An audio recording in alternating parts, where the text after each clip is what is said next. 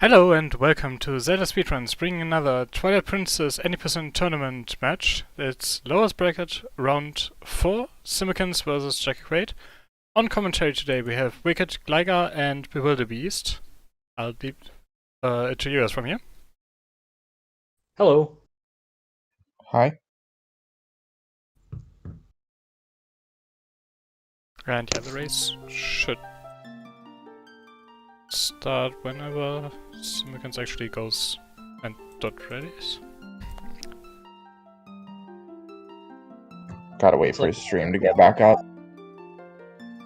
Ah no, the stream is up.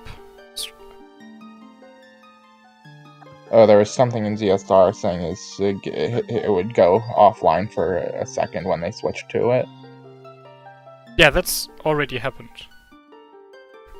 Okay, maybe it's just loading for me. So, the race is gonna start in like 30 seconds on restream.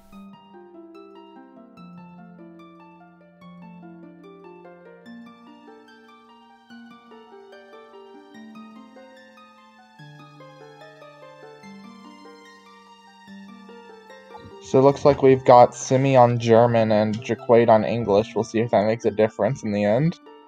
Yeah, if they're within 6 seconds of each other. Could be the run decide.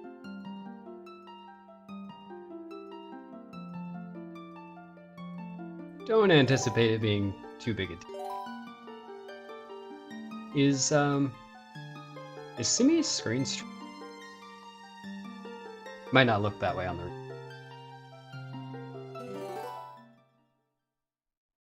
Is Simi stream what? It looks a little stretched. But I'm just looking at our page. Probably looks fine. Yeah, I think that might be our issue. Yeah. Yep. Cool. Well, this should be one of the more evenly matched of this Wolfdash so far. Simi. Yeah, Simi. Go ahead. Yeah, Simi's PB is like a just over 3 hours, I believe, with Jacquaid being a 3:02. Yeah. And both very talented. I anticipate a good race. Though Jacquaid is having some serious trouble with the... Yeah, sometimes there's just nothing you can do. You gotta wait for the gate to let you through. Simi getting it first try and going for safety bit. Now Jacquaid's also going for safety bit.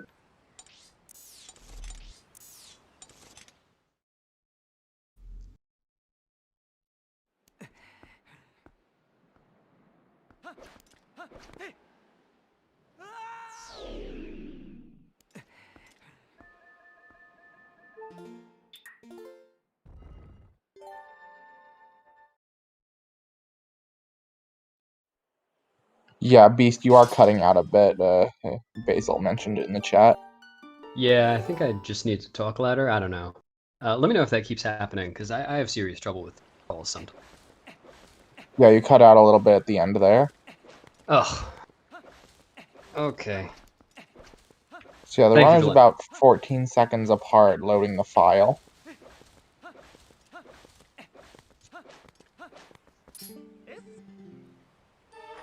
Hopefully this will be better. Yeah, we'll see how they line up after Goats and Bow. Yeah, any time save before then is barely even a factor.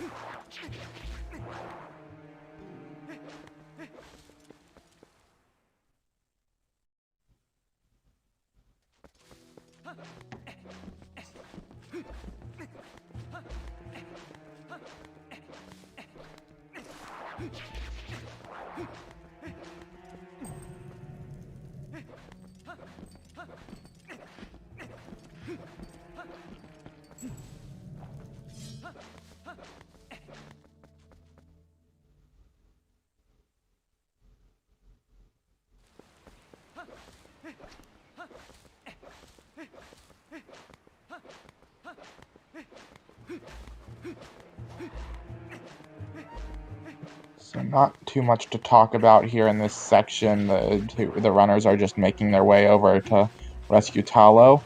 But I guess this might be a good time to talk about the different routes. Sure. Yeah, so we have Jacquaid here. He's doing the most popular route, which is Gorge, which is Gorge no Zora armor. So that route to get to Kakariko, it does Gorge Void and then Rupee Roll to skip the Gorge. But the Bite route instead, it clears Faron Twilight, and it does Wrong Warp to Kakariko Village, and that's what Simi's doing. And Simi's also getting the Zora armor. So you can either get bombs in the no Zora armor route, and water bombs will let you refill your air, which is required to skip Zora armor for more feel and Zant. Or if you get Zora armor, you skip bombs completely, which does lose time in some spots due to not having bombs. 407 cage break for Simi, which is awesome considering safety bit. Yeah, that's really good. But regarding the routes, the two runners' routes will be the same up to about 15 minutes into the run. Then they'll start to change, and then they'll kind of converge later, but then they'll kind of diverge again. After 15 minutes in, they won't be totally the same at any point.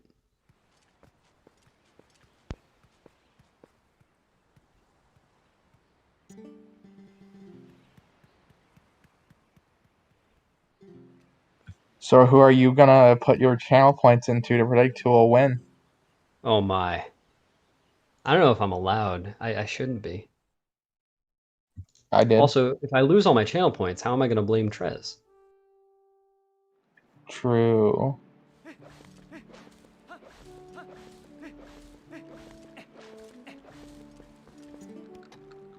Looks like Simi is going to have at least one, maybe two Howards. Misbehaving. Yeah, that's unfortunate. Yeah. Not bad recovery, though. Yeah, 33 is certainly continuable. Oh, I should hope so, yeah. Oh, Jacquaid had a Howard, too. Dang. But, I mean, that wasn't nearly as bad, and he got a 22. Very respectable time.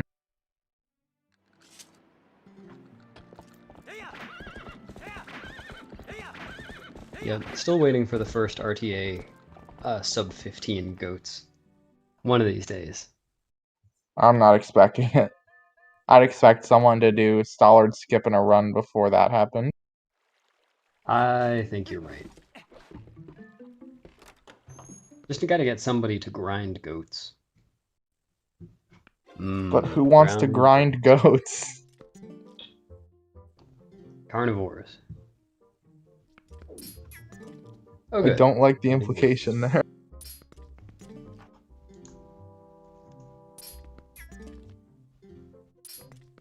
Jacquaid is shimmying around Bo for no reason. I do that too, it's fun. Nice. I've seen some people pull out the lantern here. That's what TAS does, so it must be optimal. Oh, does it? Yep. Alright, time for rock, paper, scissors with mashing. Rock, paper, scissors, but it hurts your hand. Yeah.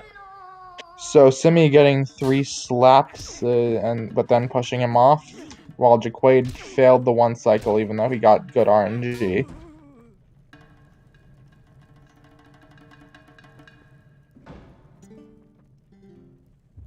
Wow, lots of slaps for Simi. Holy cow. But luckily, no grabs. Yeah. No, 5 in a row. And 3 in a row the Overall, first time. not too bad a bow. Yeah. Honestly, that was pretty good for both runners. Yeah. I don't know whether Jacquaid is normally capable of 1 cycling bow. That's not entirely the most consistent thing, but not getting it today. It depends on to answer Bridie's question regarding going for slaps. It depends on what you're going for. Um, if he hasn't pushed you at all or has only pushed you once and you mashed well while he was pushing you, then you can still one cycle him if you can get a slap on him. If you grab him, then you can't one cycle him from there. So if you're very comfortable with your one cycling mashing ability, then you usually want to keep slapping. But at the On the same other time, hand, yeah. yeah, go ahead. Yeah, on the other hand, out of Bo's 3 options, the one he's most likely to pick is slap. So if you're going for a 2 cycle, then you want to grab because that's most likely to work. Well, that's just for phase 2 though, right? I believe that's for both of them. Really? Oh, okay. I'm forgetting that then. I thought they were all equal first phase, and then slap was much more common the second phase. I mean, I could be wrong. Bean Seller says phase 1 you always want to slap. That's a good tiebreaker. Oh, will Simi break the box? Simi will break Good the job, box. Simi. Good work. Saved some frames. Jacquaid broke the box Jacquaid too. getting it too, and a little bit better in my opinion. A little bit better. Ooh, I never He considered. slid a little bit farther. That's true. It was a good looking box break.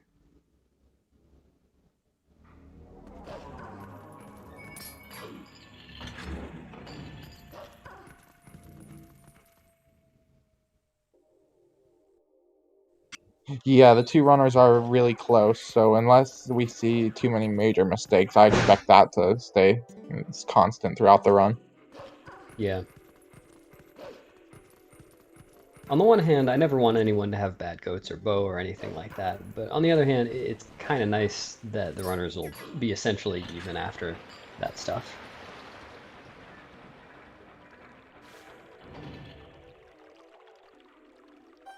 Starting a race, getting to Sword and Shield skip with a huge mismatch already would be unfortunate.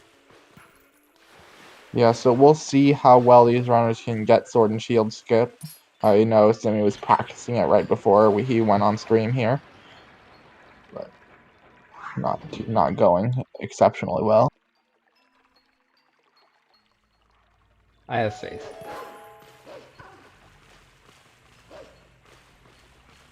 No, they are not the same route.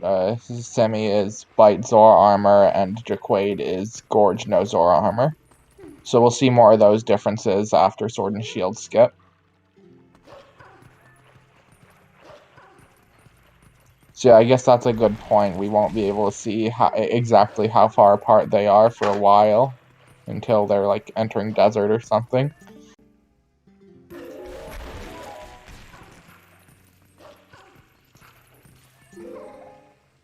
Yeah, I guess after that it's about even, just Aside from bomb time losses. well, yeah, bombs versus Zora armor being faster for Lake Bed Zant. True. I guess bombs probably save more time, but it's about right.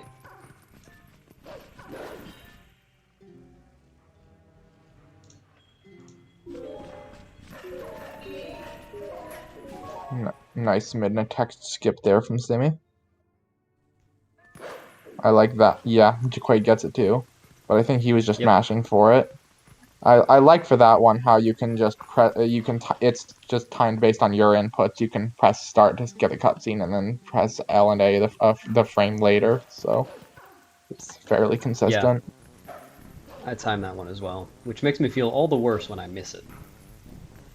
Oh yeah, definitely. Because then you lost that second or so waiting to know you can skip the cutscene, and then you also lose time for the text boxes. I think Simi got whacked by a Kargarok getting in. Yeah. It's unfortunate, but unavoidable sometimes. Yeah.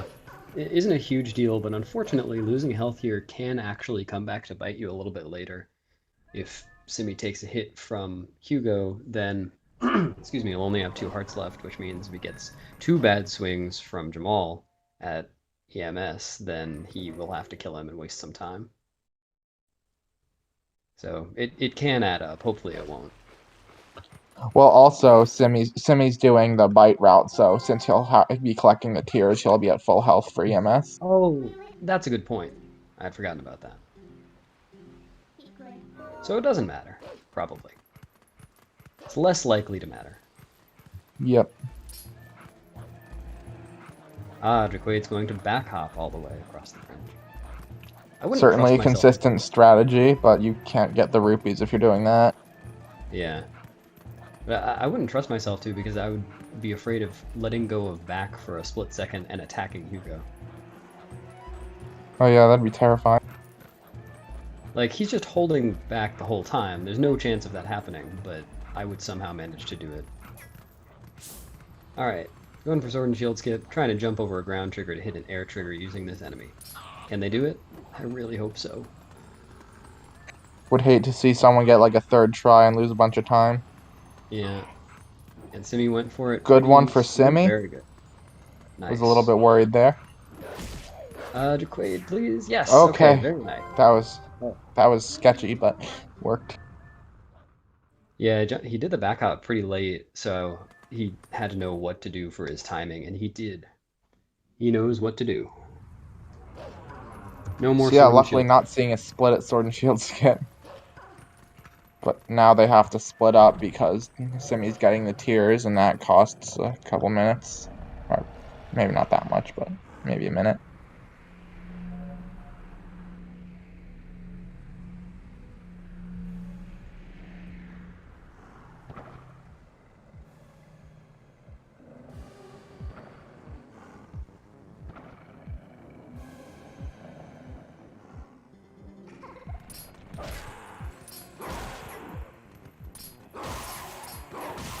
Oh no.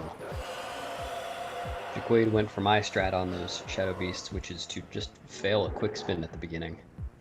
Nice. And cry. Yeah, they split up really weird after that.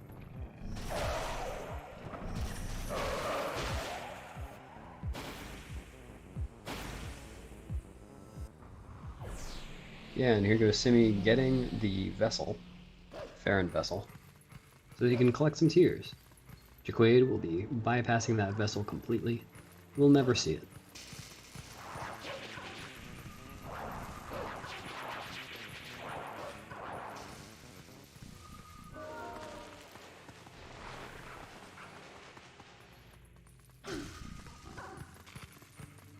So yeah, we get to see a bunch of fast strats for killing the bugs in Fair Twilight, which some people might not have ever seen before.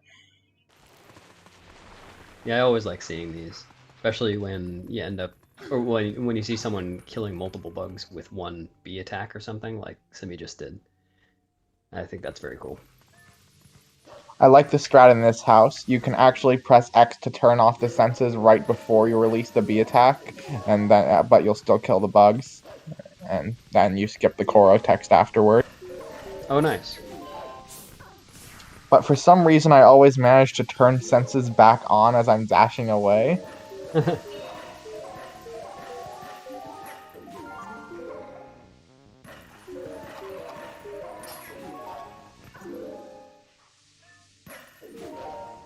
Jacquaid doing the smart thing and waiting for that swinging log. He would have gotten whacked. Jacquaid's coming up on early Master Sword now. And hopefully we'll get that first try as well. Ooh, there's a new Link Between Worlds randomizer that just came out. Neat. Let's go watch that instead. Yeah, I'll have to check that out after the stream. Not a bad swing. There you go. Solid Nice. second try. While Simi's still killing bugs.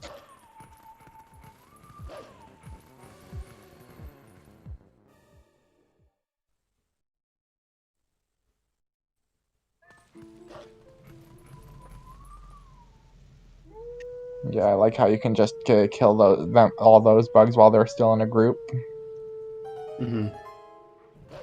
Very clean looking.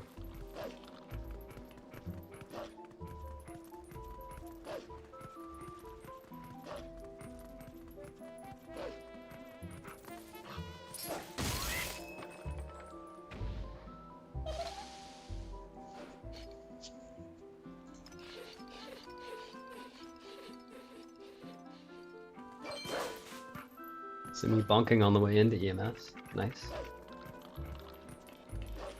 Just RNG manipulation. He'll get a first try slow swing. Mm-hmm.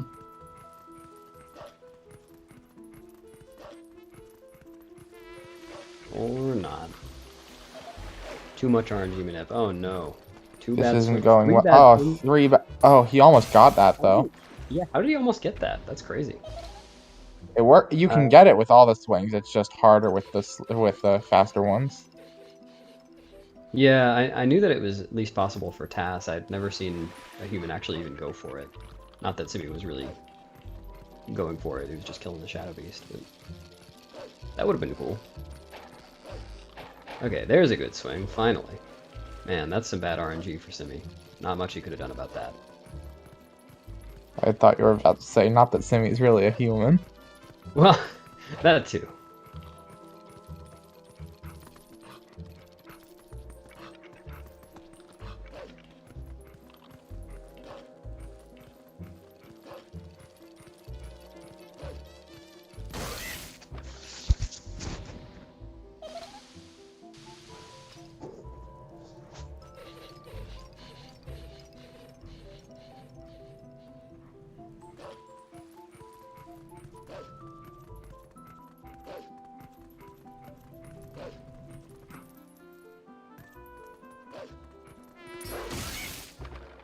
Yeah, good luck, devil, with whatever you're doing.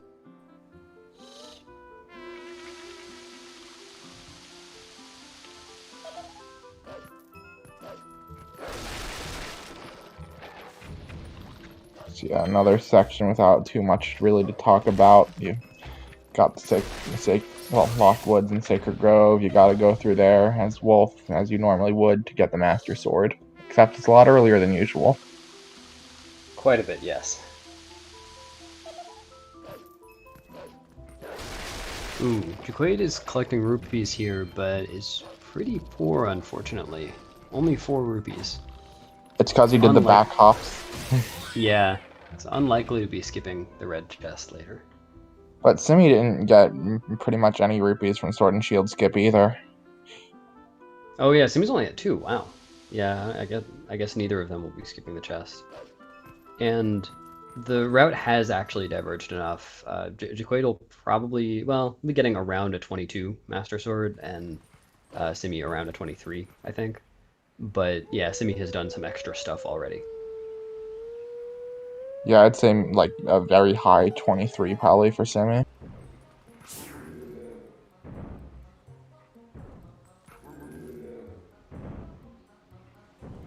We can... yeah, we can compare them again at Vessel. Or wait, no, does Simi get Ending Blow before Vessel? Yeah, because in Bite you run up to Zora's domain and then you warp to North Faron, get Ending Blow and Death Warp, then do Bite. Right. So I guess we can compare them after. Well, no. After Jacquaid gets Ending Blow right after MDH. Yeah. Wow. Yeah, that's a while from now. I mean, we can if we just assume that it's like about a minute and a half to get Ending Blow, we can judge it Yeah. based on that.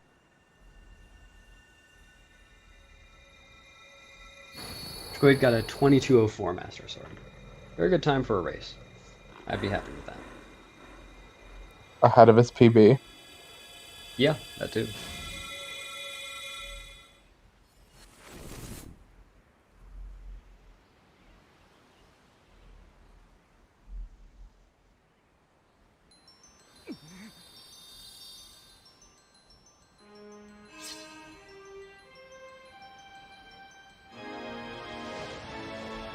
Oh no, Simi almost forgot the song. How embarrassing. Just clip through the door.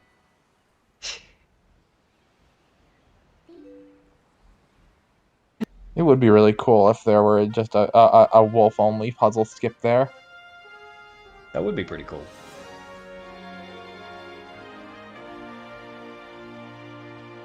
Unfortunately, not too much to work with in that room.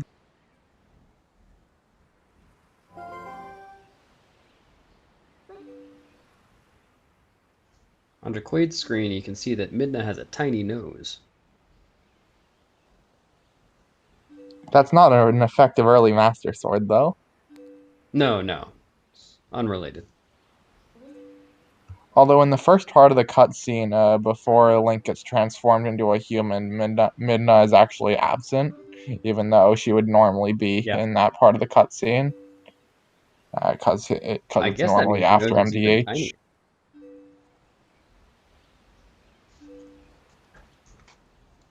Yeah, right where Simi is, well, the next shot, I think. No, it was the next one? I don't know, I never watched during this cutscene. Always taking a bathroom break. There, this one, where the crystal's just floating there. Camera pans out, and there's no Midna.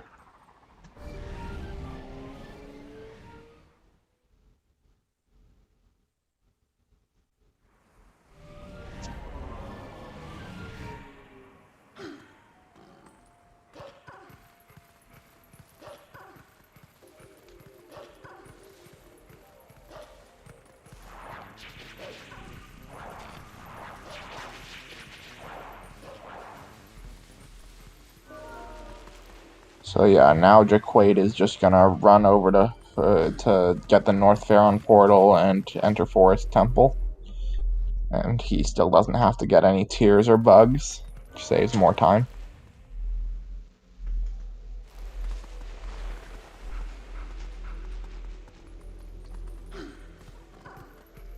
Unfortunately, didn't get either of the two one-framers there. Once I learned that those existed, it always feels really bad to miss them. I know, like, you just skip Midna landing on your back, it's great. Yeah.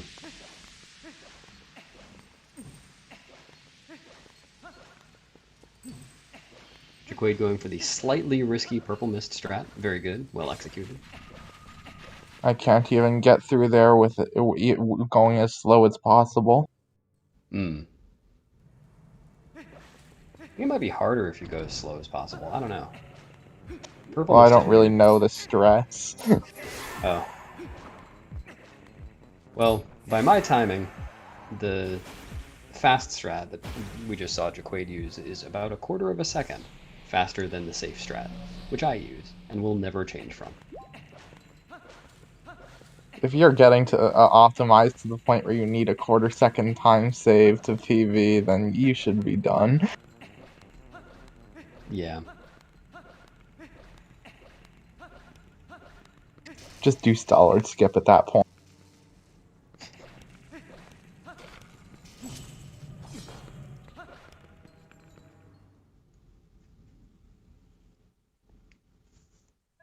Let's see if Jacquaid can do the fancy bit. Do you know if he goes for that? Oh, I just meant that bit is fancy in general. He's not doing the save bit. I assume. I mean, he just saved. Oh no, he missed the frame. Dang. It's unfortunate. Yeah, it really I'm willing sucks to to bet. hit that. Well, I guess I don't know what he usually does, but when I'm doing that, I usually try to pull map for the second. Yeah, like that. That's probably Alrighty, what he was got it. trying to do. I think his D-pad failed him there on the first one. Yeah, D-pad fails you at the worst times.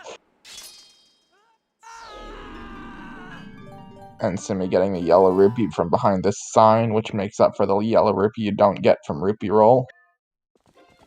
Hmm.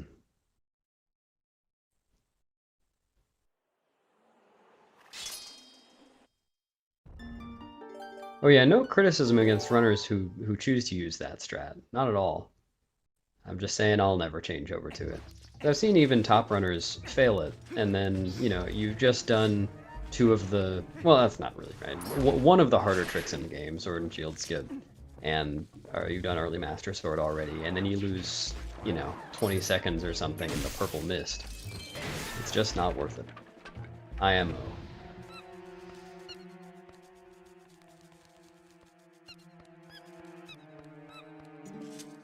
Still learning new bug strats from Simi, wow. Jacquaid, I always have to chase those guys around. Jacquaid had to kill No Nancy, spider skip, unfortunately. You have a name for it? Oh, have you not heard Nancy? I didn't make that I one have up. not heard Nancy. Oh, it looks like Simi missed the frame for saving. Simi is trying to do save bit. And Oh he walked no, out and the left loading forest. zone. Sometimes this trick is just really unnecessarily punishing.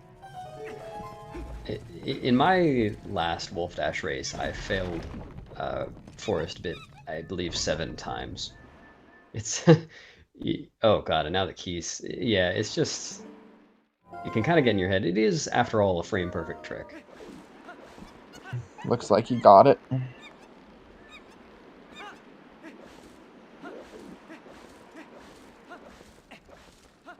Yep, good job. Alright, who's Derek? Derek is the boss bug at the end of Linear Twilight. Oh.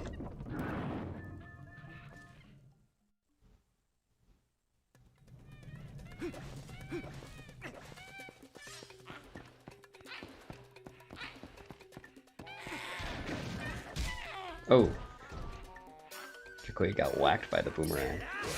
For some reason, it just feels faster to me to get whacked there. I wonder. I always like the one where if you roll straight into the pillar, then you can get whacked by the boomerang, and then it knocks you into the pillar, and then you get whacked back as well. Like a double whack. That's whack. Dude. Whack. Will Simi go? No, Simi's gonna kill Nancy too.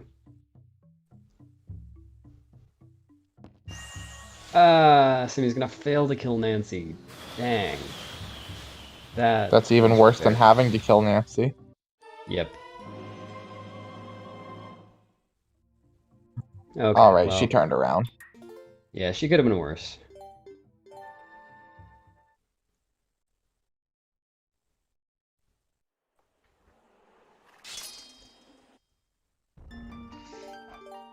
Looks like Jacquaid got a 30-21 boomerang. Not bad.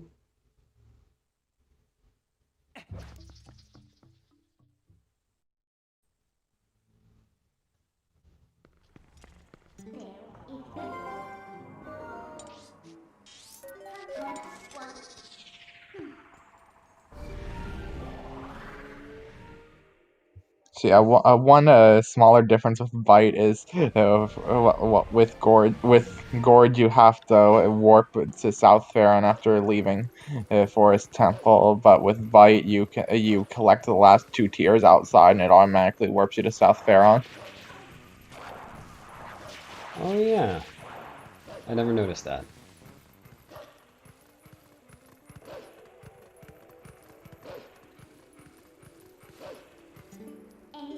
I just noticed that Jacquaid's Gale Boomerang split is called Please Save. I'm wondering if Yeah. that's in reference to Forest Bit or after killing Oak. I'm sure that's Forest Bit. I lost a I run to that fairly recently. I just soft resetted without saving. Yep. I don't think I've ever done that, but I did once accidentally make my Forest Temple save over my Beau's house save. Oh yeah, I've done that before. It's not good. Yep.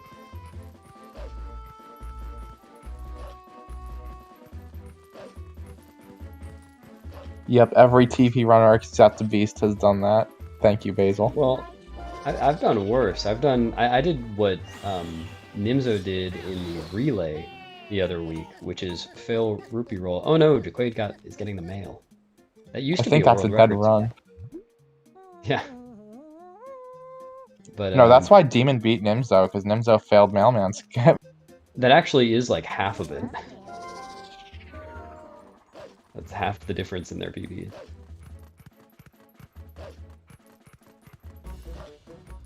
Anyway, I was saying I've failed a rupee roll, and then instead of save warping, I just reset and spawned back in Forest Temple.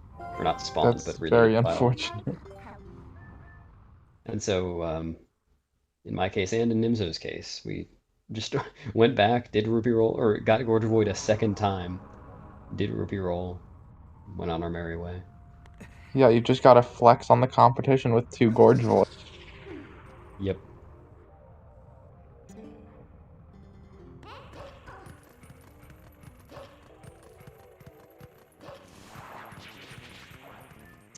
Another thing I always forget is faster, just rolling as human over to Forest Escape after the cutscene.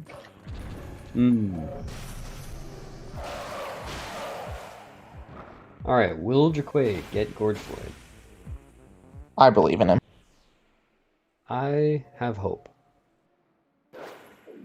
Jacquaid gets Hope is Gorge Void. redeemed. Very nice. Which means that Jacquaid's route stays faster than Simi's route. Yeah, as soon as you fail Gorge Void, your route is like 40 seconds behind.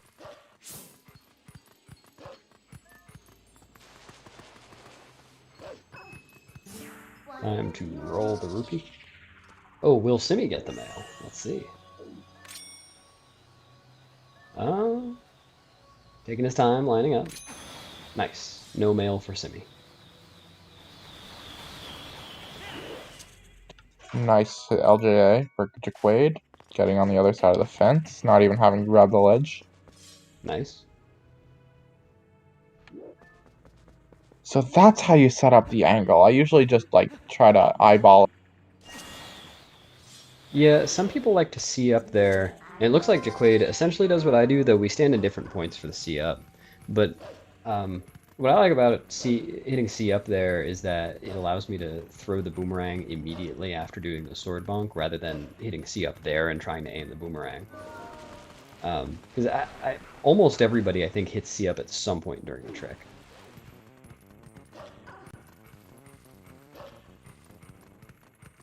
Something I just want to clarify, there are actually 4 different routes, not counting the intermediate route. So getting Zor Armor or not has no effect on whether you do Gorge Void. That it's whether you do Bite or Rupee Roll to get to Kakariko Village. So there's 2 routes that do the Rupee Roll, one that gets Zor Armor, one that doesn't, and then there are 2 routes that do Bite, one that gets Zor Armor and one that doesn't.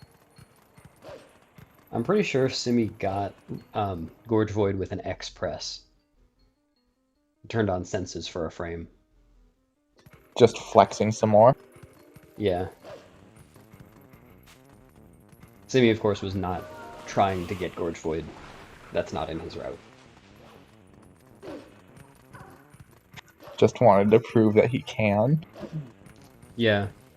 Well, I know Demon and some others. I've seen some people who are running routes or like all dungeons or something where you don't try to do Gorge Void. Press B to just see whether you get the frame, just to keep in shape for it. Yeah, that's what I do.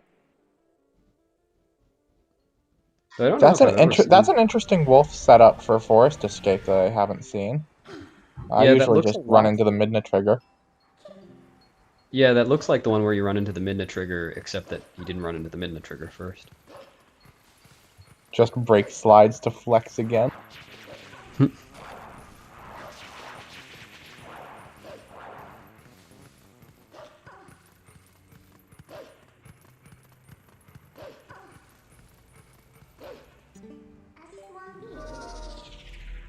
Oh, Simi got pooped on. What a day.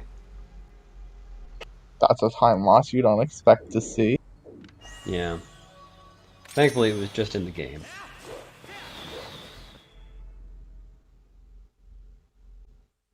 If that happens in real life, it takes a real dedication to keep the run going. That's...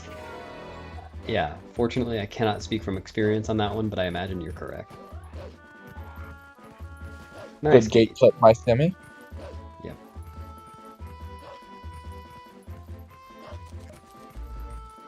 So yeah, it does look like Simi's ahead right now, but you have to take 2 things into account. One, he has Ending Blow already, but also he hasn't fought King Bulblin 1 yet, which he has to do, while Jacquaid doesn't. Wait, did Simi already get doesn't. Ending? No, wait, he doesn't have Ending Blow. Never mind, brain fart.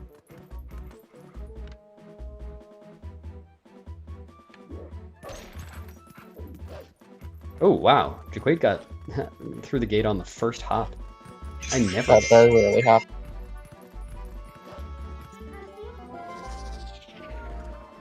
Alright, pillar clip time. Can they do it? Once again, I really hope so.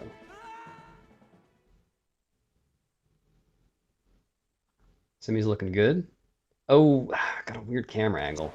I hate that camera angle so much. It looks Oh, like it looks like you worked. floated up. Yeah, All right, thank God. it's so rare for that camera angle to work, but it did.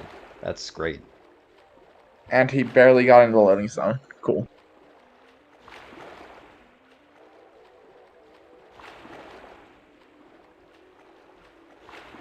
Yeah, pillar clip's another one of those tricks that if you fail it, it's just the worst. Yep.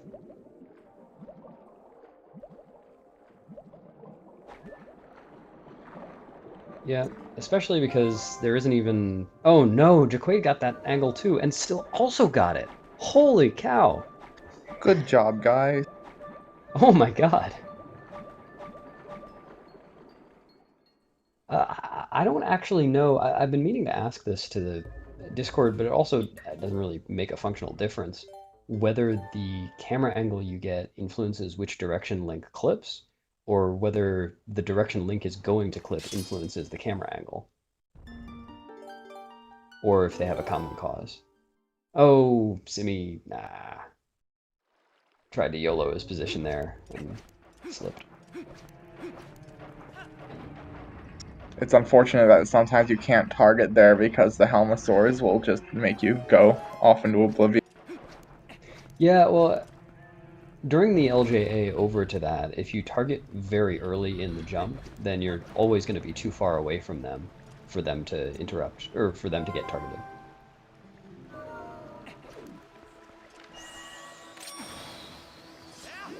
Wow, Simi only targeting once. Okay, good.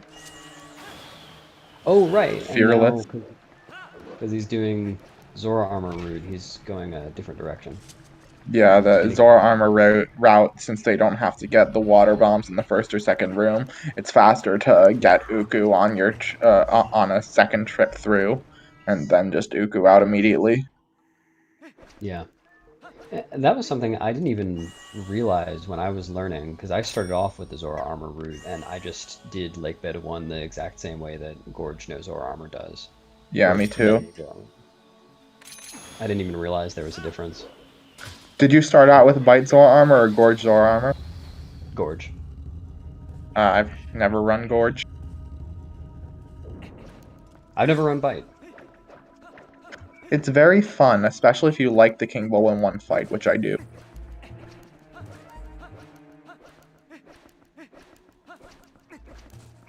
Maybe I should do some Jacquaid to see how well I like it. I've done approximately 4 Jacquaid runs, and one of which was a race at a marathon. Oh, Simi not getting the one cycle. Dang. At least that gives him time to dance in his iron boots.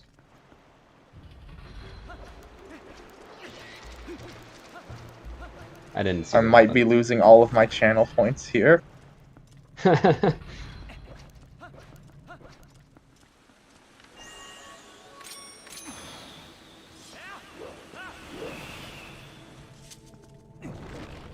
Neither runner has made a major mistake yet, which is great. They've both made minor mistakes in Forest Temple Bit and Simi. Well, that wasn't really a mistake, but Simi's EMS was had bad RNG. But I'm sure they're both pretty happy with these runs so far for a race setting.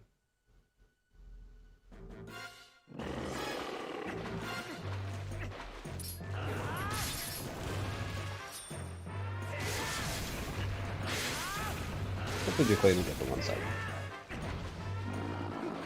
Very good tadpoles.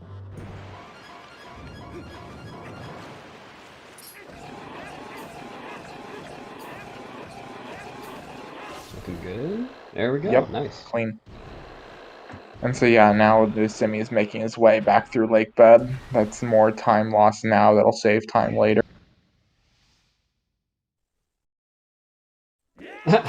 Nice, Simi. Nice Yeah, save. Simi goes for some cool dungeon strats just because he's done some ILs and knows the very optimal stuff to do. The most optimal.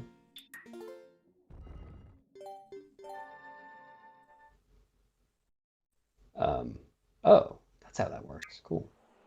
That makes sense because you don't have to wait on the other side, huh? Yep.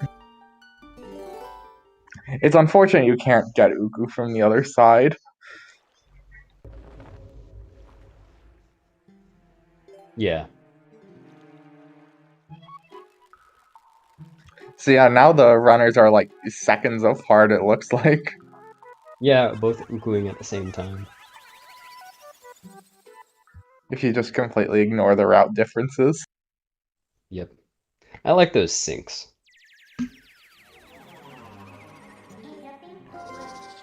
Oh, I didn't know you could jump off the front there to take damage. I thought you had to go off the side. I think it might just be because he wore the iron boots. Not sure.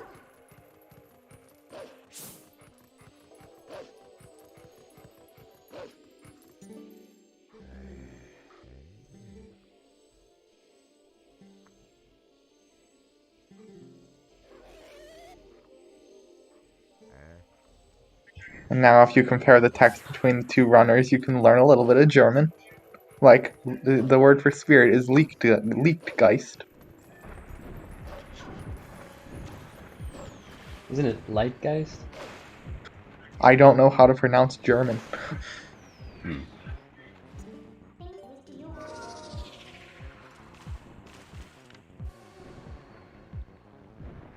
Interesting to see that Simi's still going for the Iron Boots quick kill after waiting to take damage from the Kargrok Rider.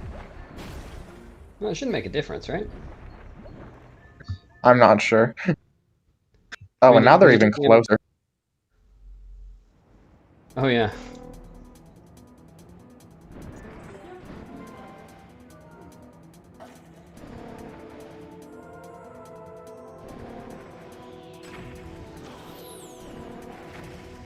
Oh, I thought for sure Simi was gonna bonk. He came very close to the bridge. Good clip and good clip. Nice. Wow, it looked like Jacquaid didn't even... Unfortunately, Simi didn't take a quarter heart at the start of the flight there, so he'll have to take a bit of extra damage in North Faron. Oh, you intentionally take an arrow? Yeah, because the guys in here, they do a quarter heart with their arrows, and the Dekuraba you roll into after getting ending blow does a quarter heart. So ideally, you'd take a heart falling off the Lanayra Spring platform. You take 3 half hearts from the Kargrok Rider if fight, so you're down to a half heart. You take a quarter heart from one of the arrows in here, and then you take a quarter heart rolling into the Dekubaba for the Death Warp. Hmm. And they're just like perfectly matched. Yeah, nice.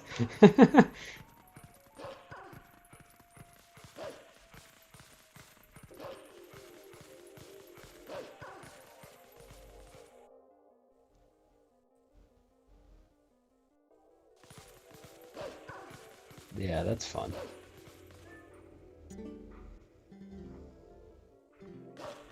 Oh, Simi's a little ahead now, because he B attacked into that trigger. Oh, and going for the Keys LJA for some reason. No, that's in the task. Oh no! Jacquaid getting an unfortunate Keys LJA. Jacquaid is now very behind compared to how close they were before. How could he come back from that?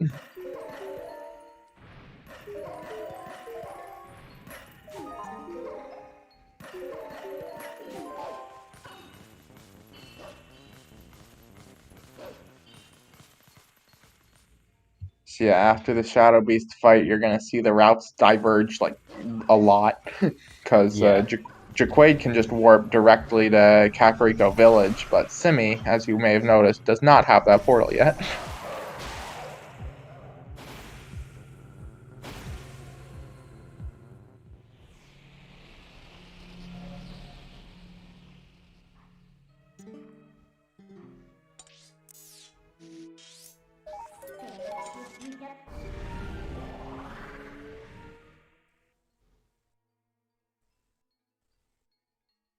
That's hilarious that Simi went for the key cell JA.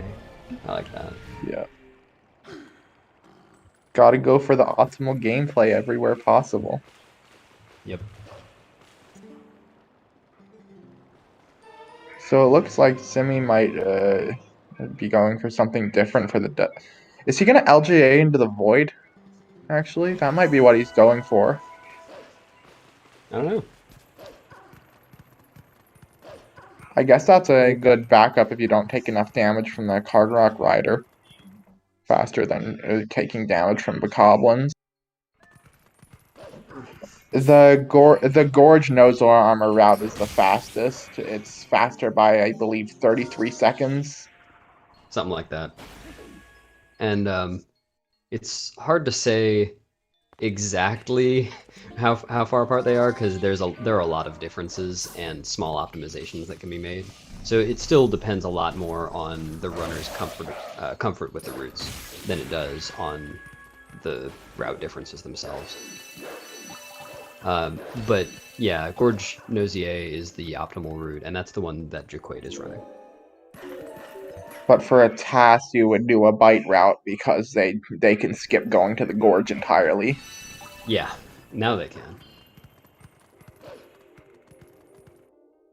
Yeah, Or back wait, did when. they do that before? Yeah, that just needed universal map delay. Earliest Snow Peak is just could just be a better bite location than post Twilight Pharaon. And yeah, LJ into the void. Good plan, Simi. Good plan. This is an intentional game over for Simi. Yeah, because game overing in North Pharaon just puts you right at the entrance to South Pharaon, which is very close to where you need to do back in time. Welcome ZSR2 peeps. Now, some significant time save Bite could have over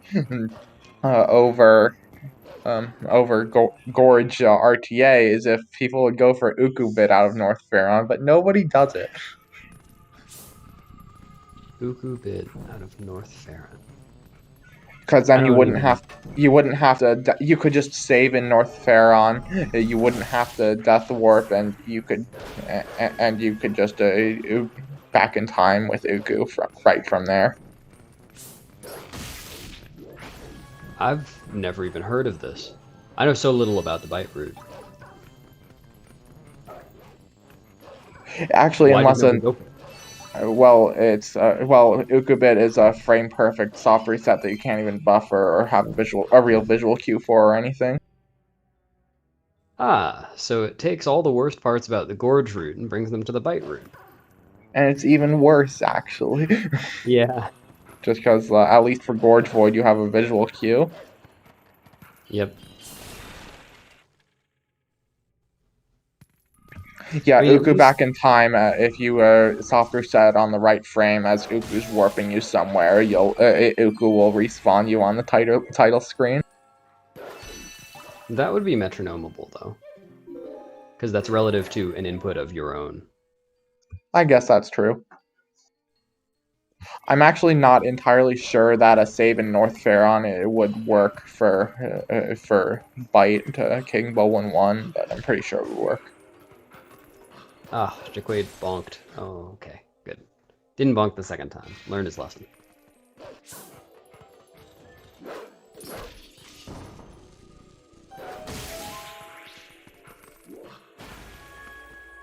If metronomes are a tool, then I've done a couple of tasks. External tool assisted speedrun. Yeah. Ooh, Jacquaid's doing Wolf Bomb House skip. I don't remember whether Jacquaid usually does that. Or wait, in HD you have to do Wolf Bomb House skip, right? Yeah, because you don't have the Master Sword, so you can't transform to do Human Bomb House skip. Yeah, so Jacquaid must be familiar with it from that. I know Jacquaid's run HD a lot. And it's even harder in HD because you don't have the notch to hold perfect up for the dash. Mm-hmm.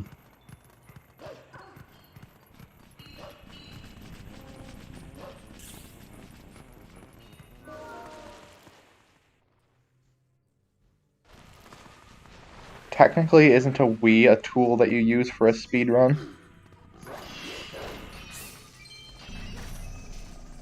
I do all my speedruns with hammers and pliers and whatnot. I should be banned.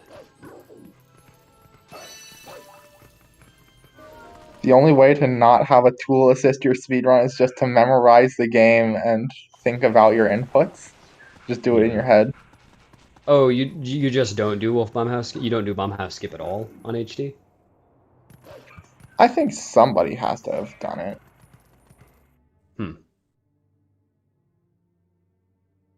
Can you do a tool obstructed run?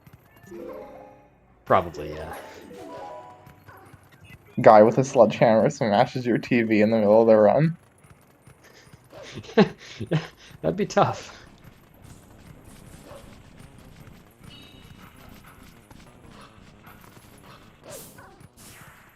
Yeah, Okay. I guess blindfolded runs apply to that. So wait, Simi's exiting the graveyard. Oh, dang. Whoops. I should have looked at when Simi got the vessel. I didn't happen to notice. Because that minus ending blow would be a good comparison. I panicked slightly when Simi didn't go for the... I didn't hit the Midna trigger at the tree, but then I realized the Zora armor route can get the orange rupees in Snow Peak. The Midna trigger at the tree. To Midna jump up to the top of the sanctuary so you could get the bell rupee later. Oh, does Bite Gorge do that? Bite no Zora armor does that. Because Bite Gorge. Oh my god, I just said Bite Gorge. Yeah, Bite knows our armor. That's not a route. Yeah, sorry. You knew what I meant. Yeah, I knew what you meant. Yeah, because in the no Zora armor, you have bombs, so you can use those and the Gale to get the silver rupee out of the bell, but since he doesn't have bombs, he gets the orange rupees in Snow Peak. Yeah, and, well, Simi gets... Ooh, Simi missed. Gets an orange rupee in the wagon escort as well. Oh yeah, I forgot.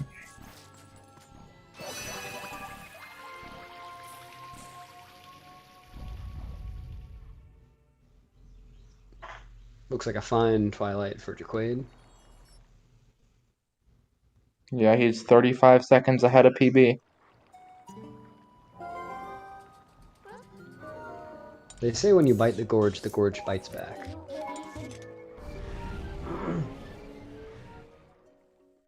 Now, when you bite the gorge, it just respawns you, and then you can do rupee roll.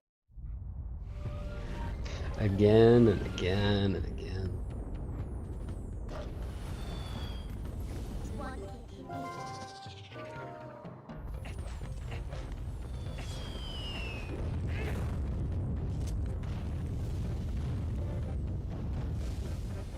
I mean, technically the gorge route does do bite for early monkeys. Yeah. Let's see if Simi goes for Wolf Bomb House Skip or not. I'm thinking he does. Nope. Just playing it safe. I guess, yeah. That is not playing it safe. Again, only targeting once with the boomerang, just like he did in Lake Bed. I have been really burned by that before, only targeting once there. Because sometimes the boomerang will just not stay put long enough, and there's not enough time to get over. Like, the second jump is angled and you fall. It's very unfortunate when it happens. Just gotta mash B fast, or A fast. Yeah, I guess.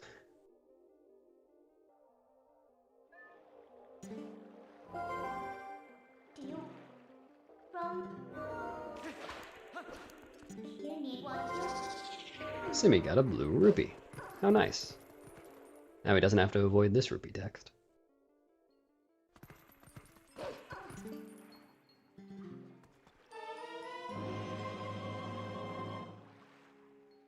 Yeah, Jacquaid is looking like he'll probably have to get some extra rupees in Arbiters. Yeah. Meanwhile, Simi can probably just rely on random rupees in Linear Twilight and from the Stall Children.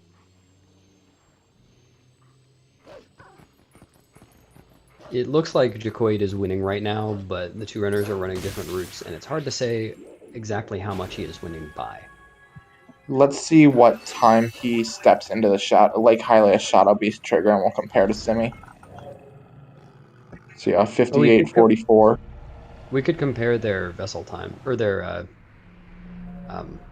Elden Twilight times. Oh yeah, because we can see Jacquaid's split. Yeah. I think I've seen some Breath of the Wild tournaments on ZSR. Or at least I've seen some Breath of the Wild something. I guess they were part of the relay for sure.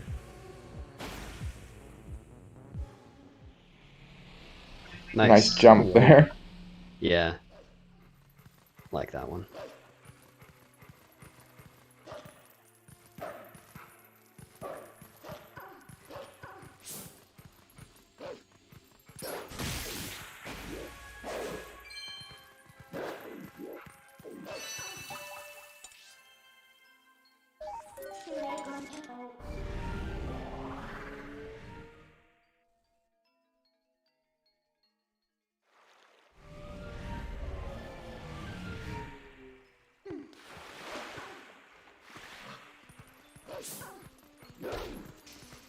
Time to find out whether Jacquaid goes for waterfall side hop.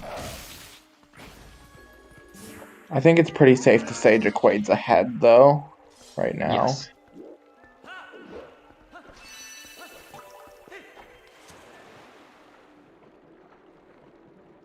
Okay. So yeah, 1 hour 15 seconds. Yeah, so Jacquaid's probably ahead by 2.5 minutes or so then. Goes for waterfall side hop and crushes it. Nice, Jacquaid.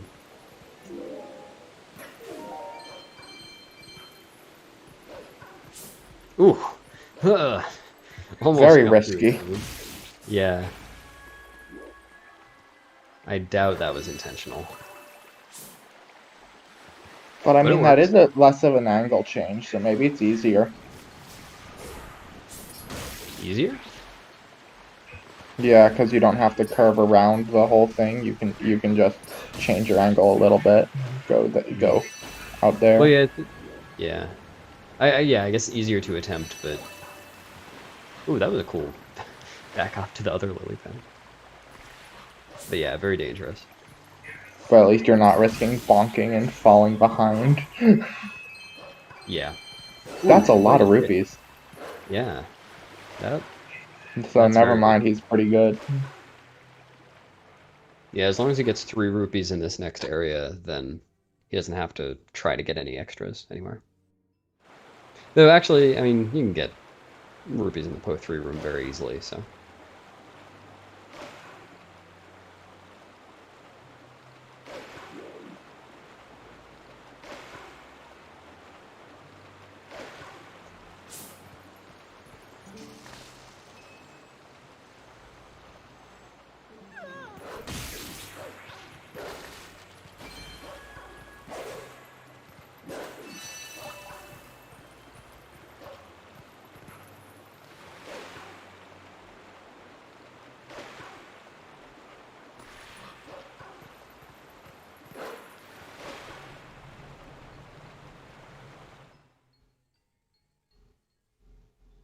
Well, you'll want to watch Jacquaid closely in the upcoming area, as you will be running straight.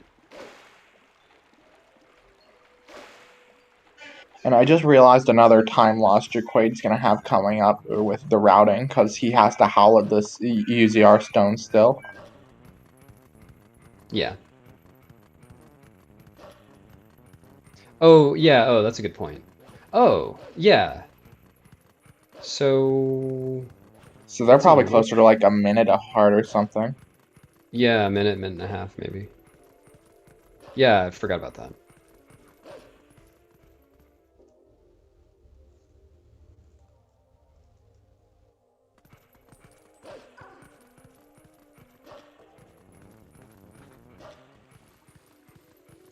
The GameCube version is faster than the Wii version because you can do long jump attacks with the Gale Boomerang.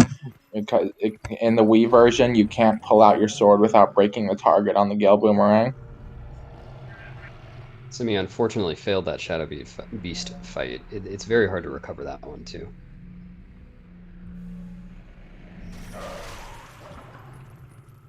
Oh, interesting. Jacquaid does this Shadow Beast fight the opposite way from how I do it.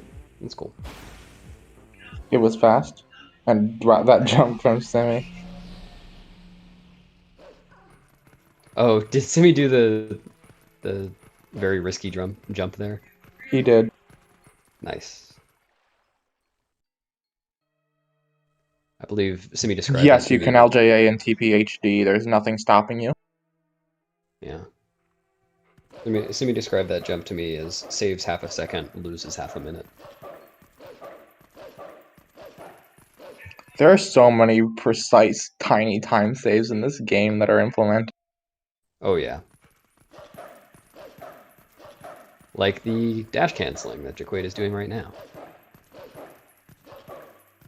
Well, that one's easy. It just like kind of presses B and A almost at the same time. Yep. Yeah, not hard. Tiny time save. Ah, good waterfall Good side hop. waterfall. He had pulled out the claw shot. It almost looked like he was gonna try for the vine thing, and he does that Oh, jump. God. Yeah, he did the risky version of that jump, too. So I guess that's a thing.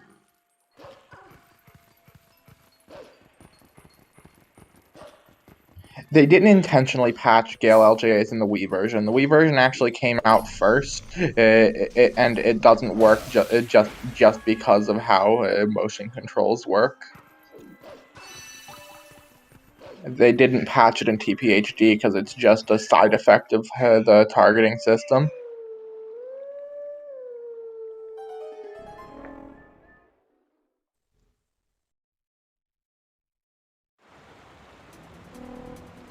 Yeah, HD can't do EMS. HD Well, also they can't. can. It just Oh, can they? you need a rupee slide, but it's possible. Oh, okay, yeah. And yeah, there are still enemy long jump attacks on Wii, just not boomerang long jump attacks. Such as the Helmasaur LJA at the start of Lake Bed. Yeah, I've heard about that one. Oh, Jacquaid bonked on the rock. Interesting. Must be RNG minute. At least you didn't fall in the water.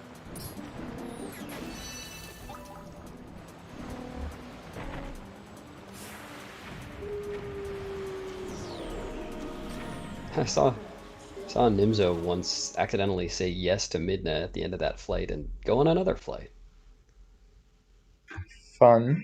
It's just such a fun minigame. You want to do it again.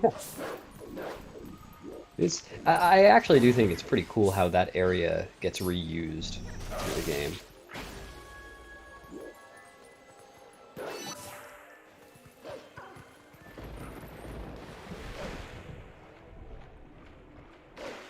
Ooh, now Simi is running straight.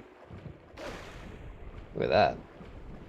Jacquaid is swimming straight at the same time. Nehru Twilight.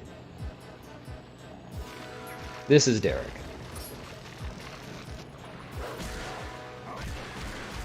Jacquaid will attempt to attack Derek in such a way that he doesn't need to wait for the second half of each cycle. Hopefully I believe it saves like 6 seconds each time. Something like that. I had 5 in my head, but yeah. Good. Dun dun dun dun dun dun dun dun dun dun. It's a catchy one, isn't it?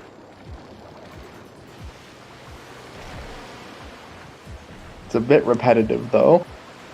Oh, I like it. It only starts to feel repetitive if you fail one of the quick cycles. Which I generally do. I don't remember the last time I had a perfect boss bug. I went for a long dry spell in boss bug fight. I've had a few good ones somewhat recently.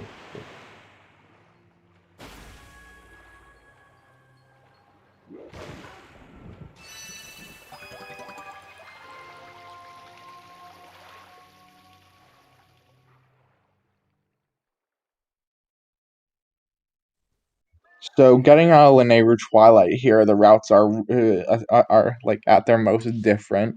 Jacquaid's gonna warp to Zora's domain and then go howl at the Howling Stone in Upper Zora's River to get ending glow later, and he's gonna to steal Iza's bomb bag because that's the only way to get to get bombs other than getting Barnes's bomb bag after beating Goron Mines. Yep, and on the other hand, Simi is going to warp back here and come start the wagon escort to save Rallis or something. That's probably why he's doing it out of the kindness of his heart. Simi's Castletown bug was really good. It just jumped down immediately. The bug was good. He missed the side hop getting onto the ledge, though. It was, yeah. Wasn't terribly fast, but the bug was nice.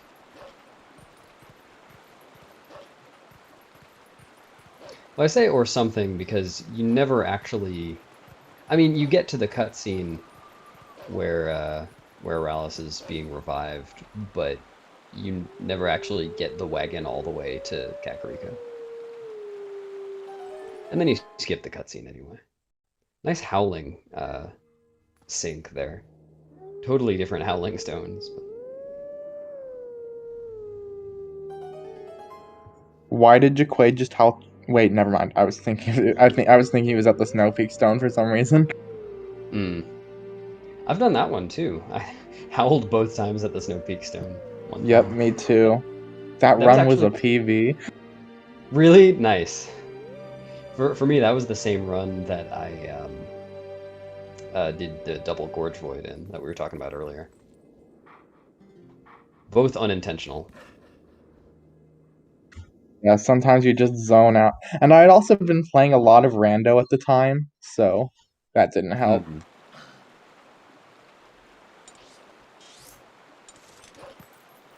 Yeah, I think I saw Ike do that once soon after he started running Hundo. But I mean, in an any percent run.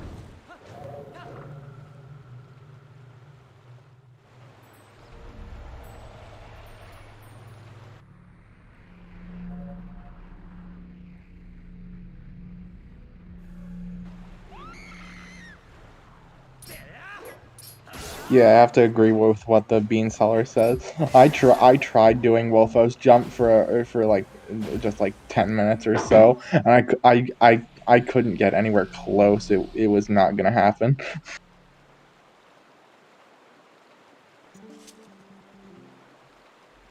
To be fair, that's true for every trick in TP. There were very few tricks that I got within 10 minutes of starting to learn how to do them. Looks like Simi doesn't like to stand at the edge of the platform. I assume he knows how to do fast boss bug. Yeah, I mean, you can do it fast without standing at the edge of the platform. It's just that you don't get the same angle every time. And Fred would know Simi is getting Zora armor and is doing the bite route, though the differences relating to bite route are almost past. And also, just getting the Zora armor or not is one of the many differences between the Zora armor and no Zora armor route. That's true, yeah. The Zora armor itself does not account for everything. So Jacquaid's emptying his bomb bag in order to fill it with a different kind of bombs. He's going to then get another bomb bag and then try to fill that with another kind of bombs as well. So he'll be emptying 2 bomb bags. That accounts for all of the bomb dropping going on. That's a common question about this part.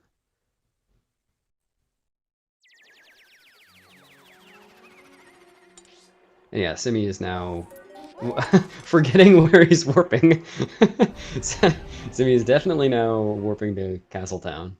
I wonder if that was Simi deciding to do ZA route. I wasn't sure until just now. Well, he would have lost some time in Lake Bed if he went back on it true. now. True.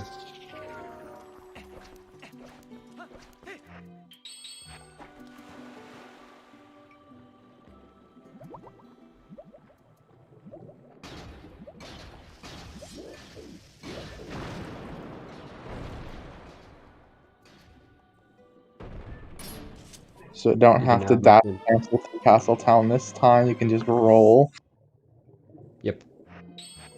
You can also imagine Simi saying, "Get out of my way! Out of my way!" this whole time. But Everybody move! I need the Zora armor! in a New Zealand accent, of course.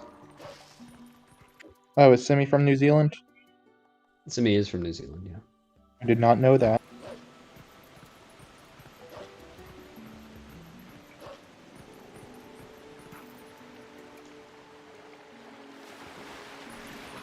Alright. Simi is now going to run into a corner and then fall into a void. Instead of fighting King Bulblin.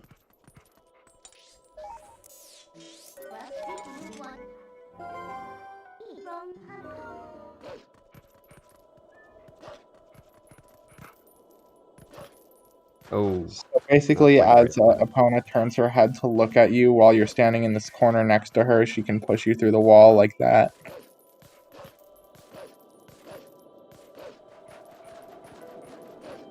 And in that area, if you void out, you're programmed to respawn right after the King Bulblin 2 fight with the gate keys for some odd reason.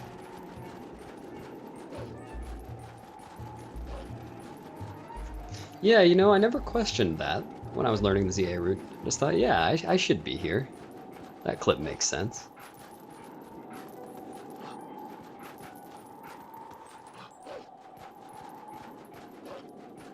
And it was funny, the old theories they had with the King Bulblin 2 skip.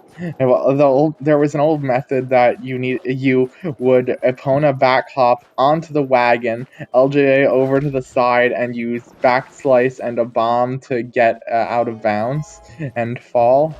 And that was way harder than this method. Wow. So yeah, all the theories were about doing a bombless version were way harder than way harder than this, just like that. And then it ended up being that simple. Well, it looks like Simi isn't getting rupees here. Oh, all right, both Snow Peak rupees. That makes sense.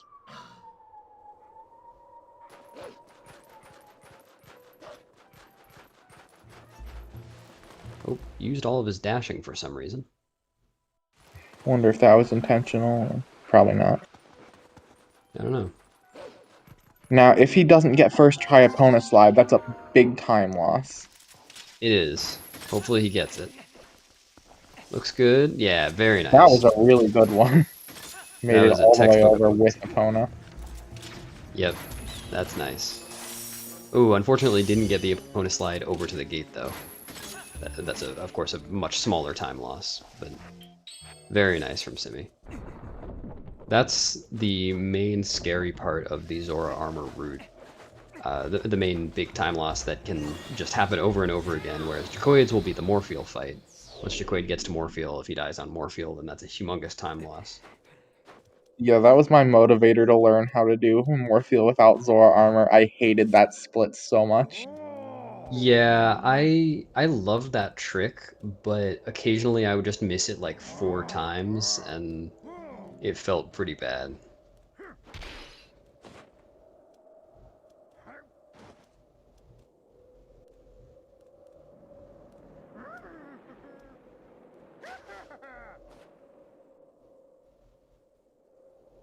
He didn't back out of the tunnel. But that saves time. Yeah. Can't believe there's a time save Simi doesn't go for. Yeah, you hold R till the item wheel press, release R during item wheel, or while the item wheel's up, and then press A on the frame the item wheel closes. So it's still a frame perfect input, or a frame perfect pair of inputs, but it's not the frame perfect R to A input, it's frame perfect D-pad to A, or B to A, however you choose to close it. I Oh like yeah, that Jacquaid. trick was so much worse before I learned that. Oh, I never learned to buffer it. I'm really, really bad at item wheel buffering. I think that would make me worse at it. Like, I don't item wheel buffer DSS either, just because I would absolutely try to, or like I would press D-pad again too soon and miss the buffer and totally miss the trick.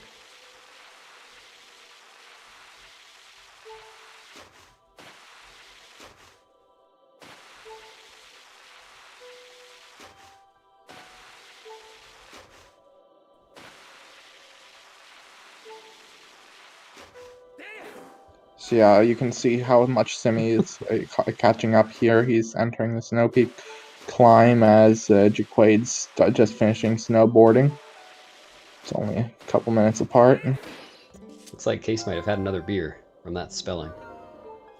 Okay, so basically, Simi's doing Bite Zora armor, Jacquaid is doing Gorge no Zora armor, Jacquaid's like a minute or two ahead, but because of the route divergence, you can't really tell exactly how ahead or behind.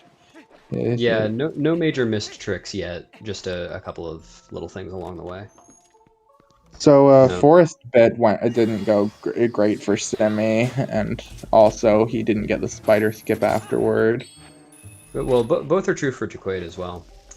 Simi got very bad Jamal RNG, and Jacquaid didn't. That's right, Simi missed the one cycle on Deku 2, that's true.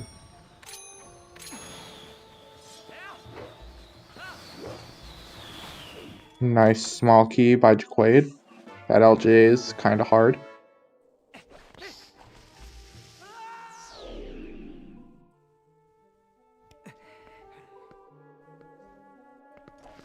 Oh good, Simi didn't void, well, hasn't voided yet in this area. He was very close with that B attack. That really wasn't Yeah. necessary. I know he voided yesterday in yesterday's race, and I bet that's why, that B attack. The unfortunate thing about voiding there is you lose map glitch, so you have to do it again. Yeah, but I mean, at least it's better than the alternative. Just soft lock. No, I feel like the alternative there would be it just acts like normal water.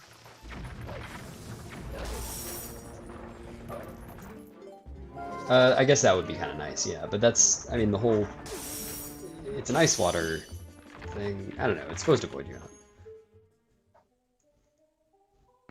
But it's a special void, so it doesn't get canceled by map glitch. Yeah. Oh, much like the mist in Farron Woods. No, wait. Never mind. The mist the mist does get canceled by map glitch, I forgot. It's always terrifying for me to see people do the what's his name? Darkhammer fight. Just because everybody does it very slightly differently. I feel like if I messed with what I do, like my setup at all, then I would fail it every single time. Yeah, my strategy, I wait till the second revolution of the ball and chain, I pull a bomb, walk behind him, pull out sword to drop it, roll back in front of him, and then he throws the ball and chain every time.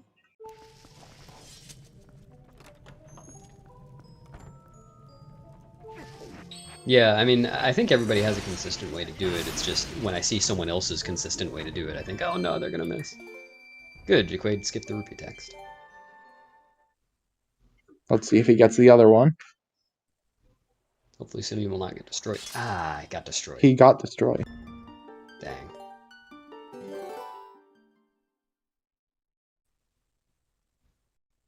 Hopefully the keys outside at least don't destroy him. They're much more of a pain in my opinion. Yeah, the double destruction would be pretty bad. Alright, that looked good. Jacquaid not getting the second rupee text skip. Yeah. Still, not a bad snow peak. I don't think he missed anything in there.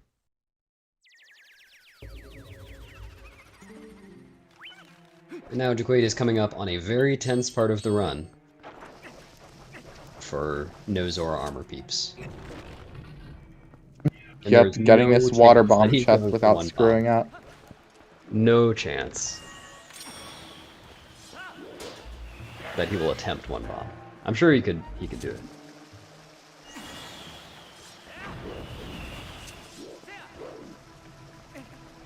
It seems like people are pretty consistent with one bomb, but like, I'm like, how?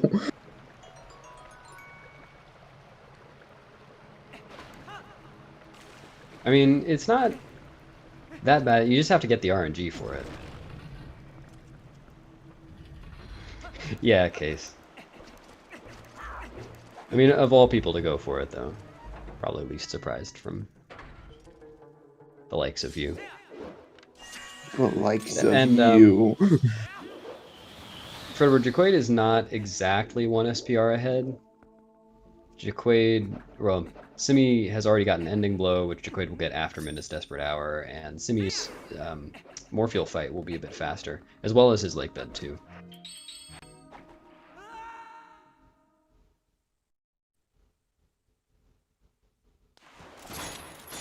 Then again, Simi is still snowboarding at this point.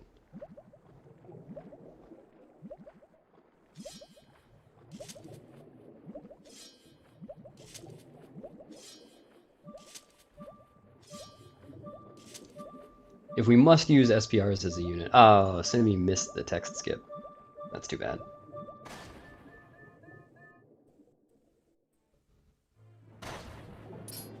We are not past route divergence. The two routes will be approximately the same after Ending Blow, after Midna's Desperate Hour. So when they get to the desert, or by the time they get to the desert, the routes will be approximately even. 0.78 SPRs? Okay.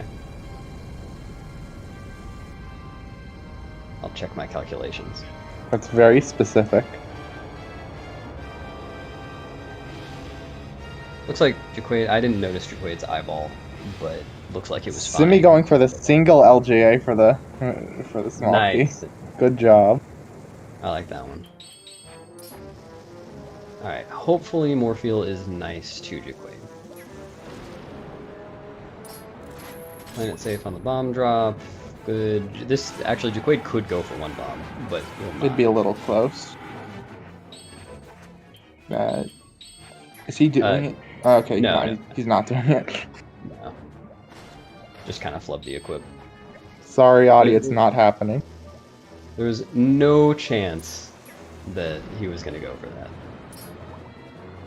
Alright, Morpheal's not being the nicest, but this is fine. It's fine. This doesn't look bad.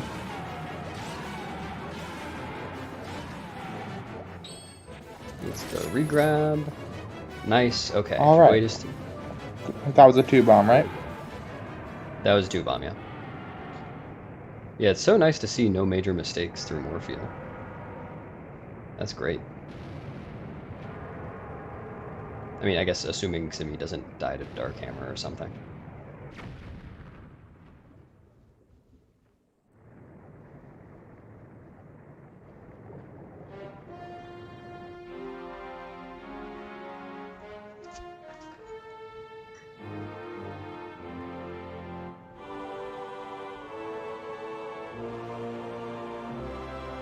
Yes, Simi is behind. No, we don't know how much Simi is behind by. There's still route divergence left. Yeah, Simi is actually quite a bit behind. But you're right, we don't know how much.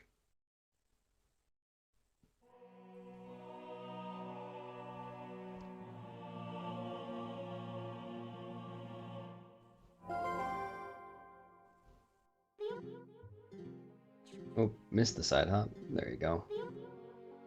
Ooh, that was Equipping Zora very armor. smooth Zora armor equip. I always felt so clumsy doing that when I was running ZA.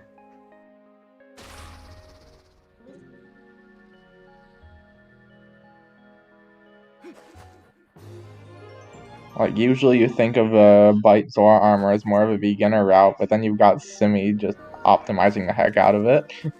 Yeah, I guess Simi just decided he never wanted to deal with Morpheal. It's not the worst decision. No.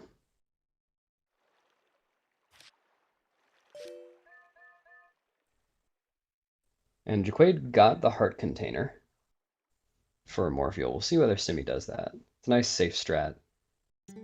Makes it a little, I guess, less nerve-wracking to do the KB3 fight. Oh, wow, Simi almost missed at LJ. Oh no, he fell off. That happened to him yesterday, too. I know Simi hasn't run in a while, aside from yesterday's race. So... Oh! Oh no. Okay, he's Simi. gonna go for bomb clip. Or no, he doesn't have bombs. Oh, shoot. That's Just do it anyway.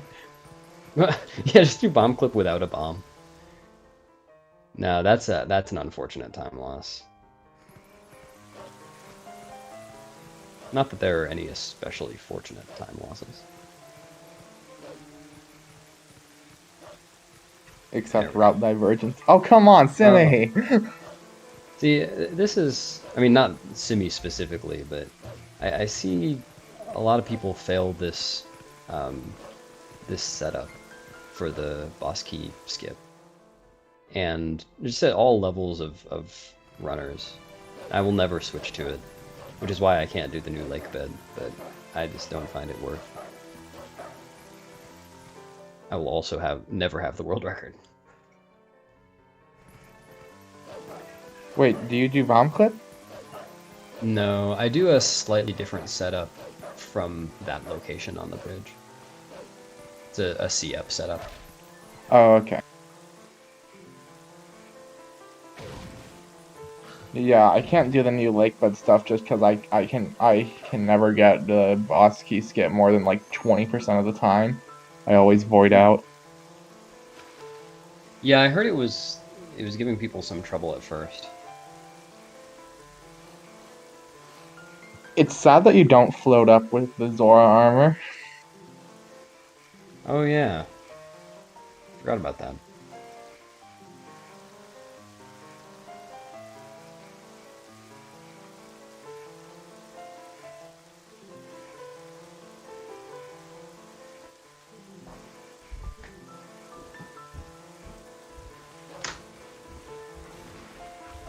I wonder what the time comparison would be if you didn't equip the Zora armor during the Snow Peak save warp and just equipped it right after the Morpheal cutscene there.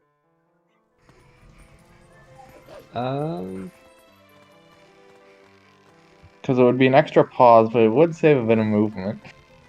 Maybe. I mean, well, I don't know about that. Morpheal's usually pretty far away from you when you drop the bomb in the Nosier route. Nice. Double Good regrab. Morpheal from Simi. Yeah. Zero bomb pog. Yeah. Going for a zero bomb in a race. That's crazy.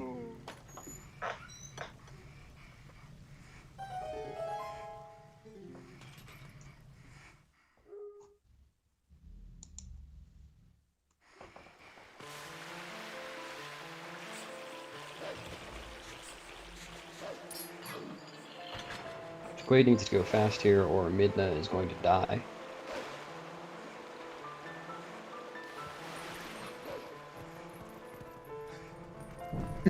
Imagine if there was a time limit, though. Yeah, I mean, it probably wouldn't be too bad for speedrunners. Heartless Hundo runners doing star 1 during MDH. Oh. Hmm.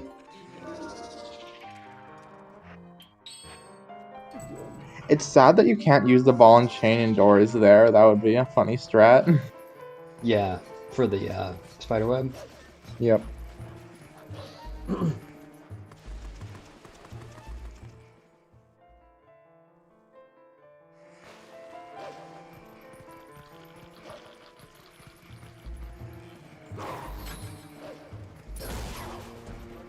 Well, in the wagon escort... Oh, Jacquaid is not going for the quick jump there. Interesting. In the wagon escort, if the wagon burns completely, then the screen fades to black and you just hear Ilya's screams.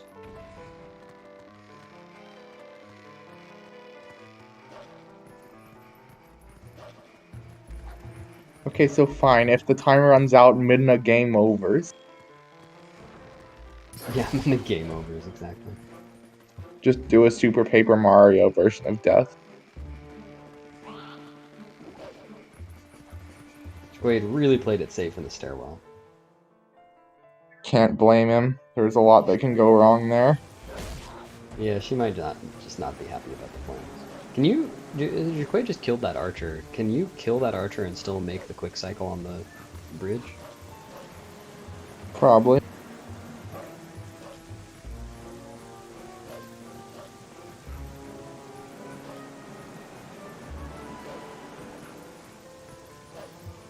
Ooh. Yes, you can. Apparently you can.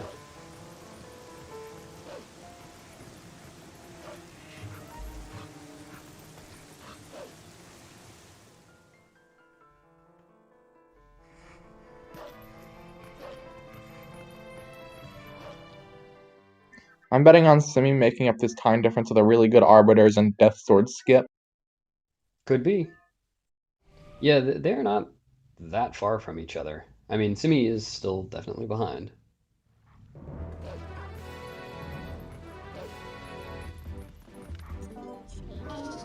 Wonder if Jacquaid will go for Death Sword skip. I doubt it.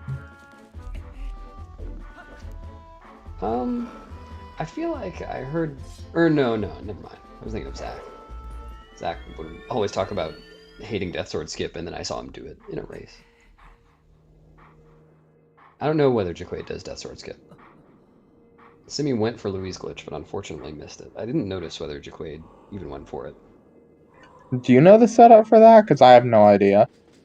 Yeah, you go to a specific place and do a neutral B attack. It saves such a small amount of time that it's not worth. It's only worth it to YOLO it. So most people, I think, miss it most of the time. But I've gotten it 2 times in the past few runs. I remember Nimzo talking about how he was getting it consistently a while back. Mm-hmm.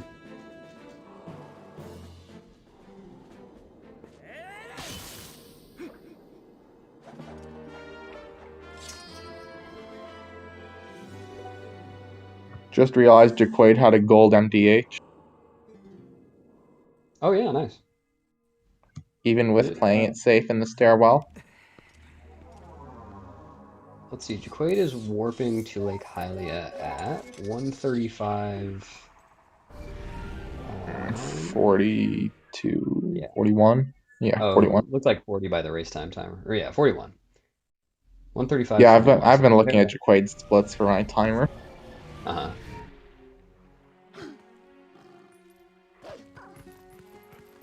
Yeah, you do need Ending Blow to finish the game. You can get all the way to the Ganondorf fight without getting it, and then you just can't finish the game. Like, why on earth is that the one hard check for him?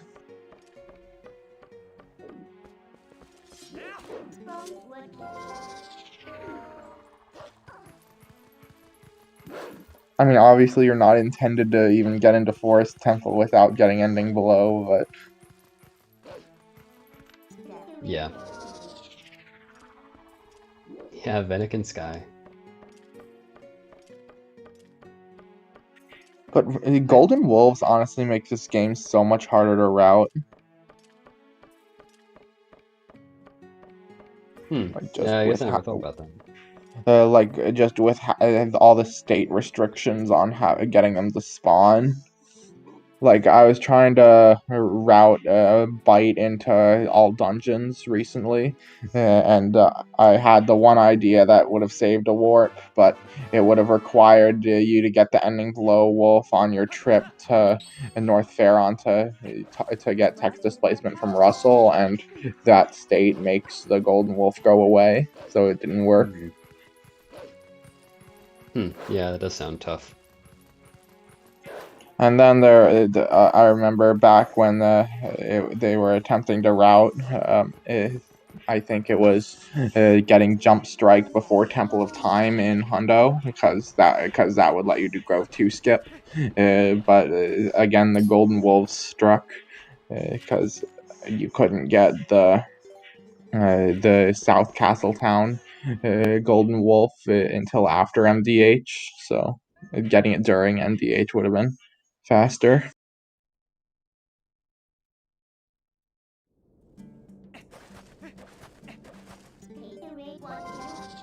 Yeah, I can't even conceive of trying to route a game. That sounds impossible. Honestly, routing is just really fascinating to me. Like how much goes into it, getting stuff to be faster, just employing so many different strategies. Yeah, no, it seems super interesting. And since I can't really keep up with the world record contenders, I can at least try to route.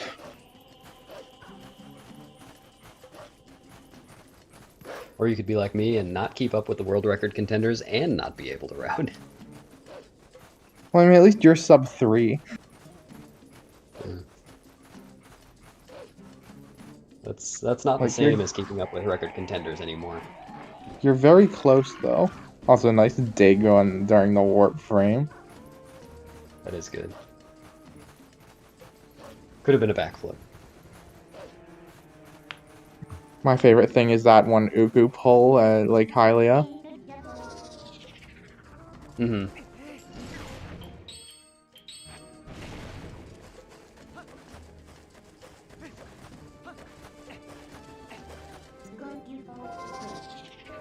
Oh, 138. Okay, thanks, Sloth. I was not paying attention. Jacquaid warped at 135.40.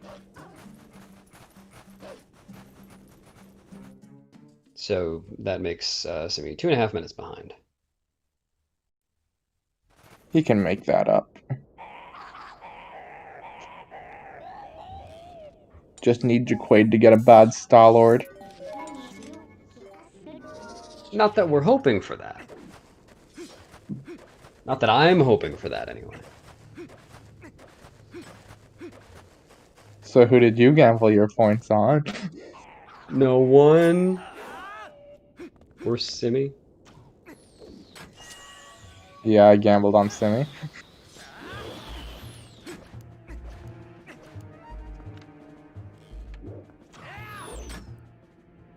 I didn't really have a prediction. I just gambled on Simi because whatever, we're gambling. And I had to choose.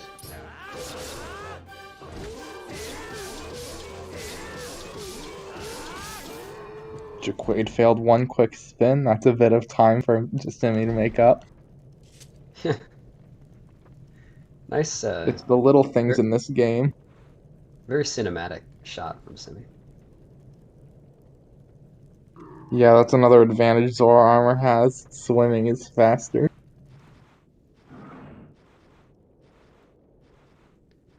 If only Also, Zora Armor Twilight, existed in Wind Waker, though, it would save so much more time.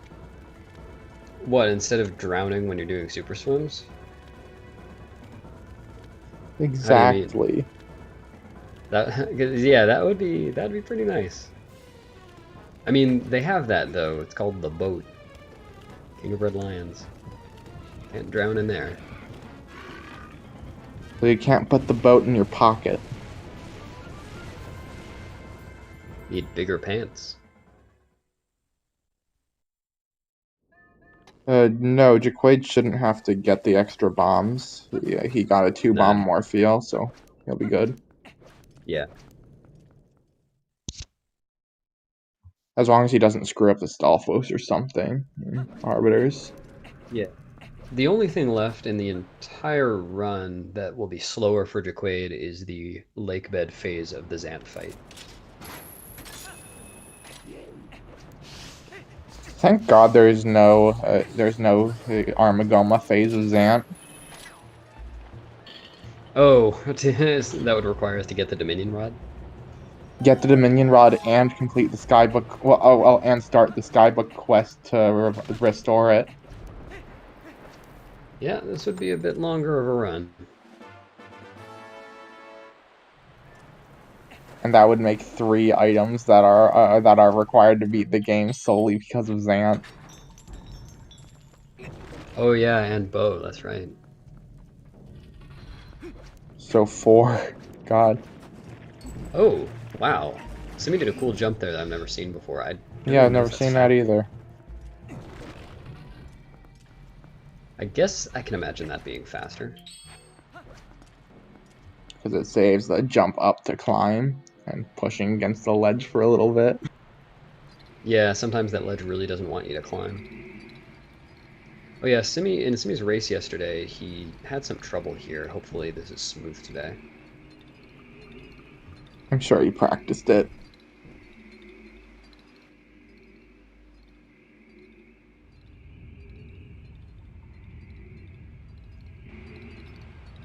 Easy trick. Yeah. I think he also missed the jump slash, like he angled it poorly. Okay, he's good. He's totally set. Very nice.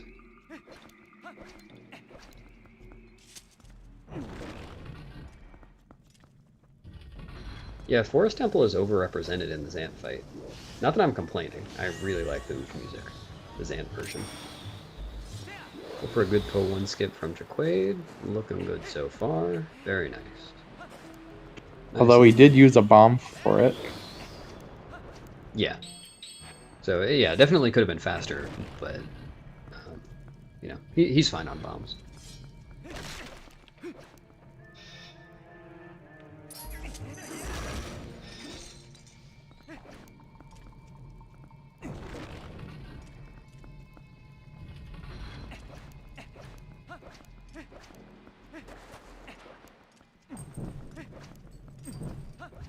Yeah, Ook phase is the only requirement of the Gale Boomerang left, and Blizzetta phase is the only requirement of the Ball and Chain left. Wait, is that true for Ook phase? Yeah. No, not Ook What? phase. Diababa phase, I meant. Oh, okay. I was thinking, like, I don't even use the boomerang in Ook phase. What does that have to do with it? No, you don't need Boomerang for Hyrule Castle. There's a very, very precise corpse launch you can do to get through the Dark Nut room without it. Oh, Jacquaid messed up. Or, no, he didn't. Never mind. He did the RNG manip differently, but I guess it still worked. Or he just got good RNG. Yeah.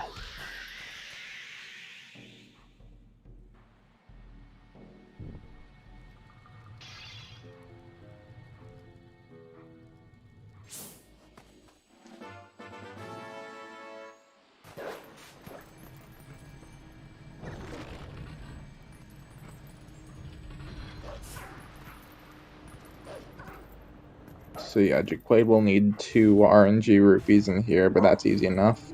And even if you don't get those, you've got the ones outside Death Sword's room. Yep.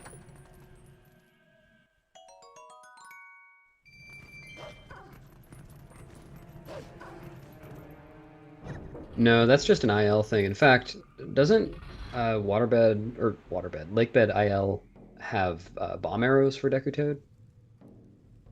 Yeah, you use a bomb arrow to knock him down at the start, and then Ball and Chain who kills on the tongue kills him in 2 hits. Okay. And if you don't get Ending Blow, I mean, realistically, if you don't get Ending Blow in a speedrun, you will notice by the time you get to Arbiters because you'll have a gigantic time save that's totally unexplained.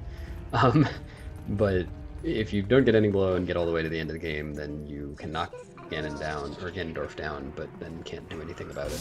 Can't finish.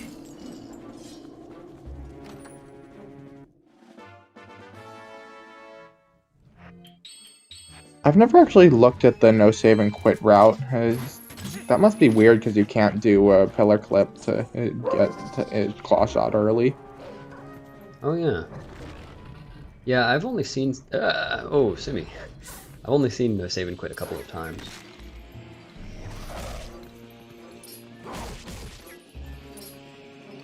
I'm actually gonna look into that later. It's probably pretty interesting. Yeah. The big thing I remember is getting killed by our Alphos. You have to get killed after getting the claw shots.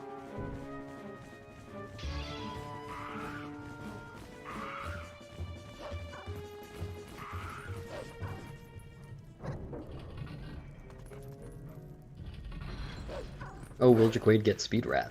Let's see. Jacquaid didn't... What? What is Jacquaid doing?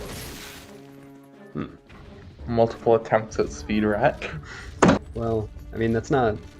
I don't think you can get Speed Rat that way.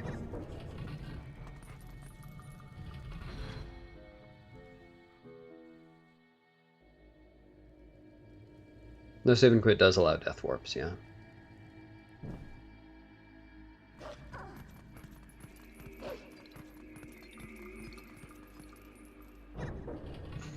Wait, Simi got the same RNG as Jacquaid and also did something that I thought was wrong, and also... Oh no, okay. That was lucky. For Simi. So, maybe that's a little more forgiving than I thought. You just have to know where it's lenient. Yeah, I guess. And Jacquaid actually had a gold on Ending Blow, too. Yeah, wow. I mean, yeah, Jacquaid's run has been good. Simmons, I think, overall has been sloppier, but still no major mistakes, I'd say. Of course, at this point in the run, it's tough to make any major mistakes. I guess No DSS more can... sword and shield skip or pillar clip. Yeah. Or rupee roll. Jacquaid has 300 rupees now, by the way. Aralfo's skip is the last really scary thing left. Yeah. I don't think I've ever... Well, I don't know about ever. In the past months, have ever failed Aralfo skip more than 2 times. So, you know, that's a major time loss, but not even as bad as 1 pillar clip failure. Yeah, I think Simi is going to go for DSS. Yeah, I'd expect so.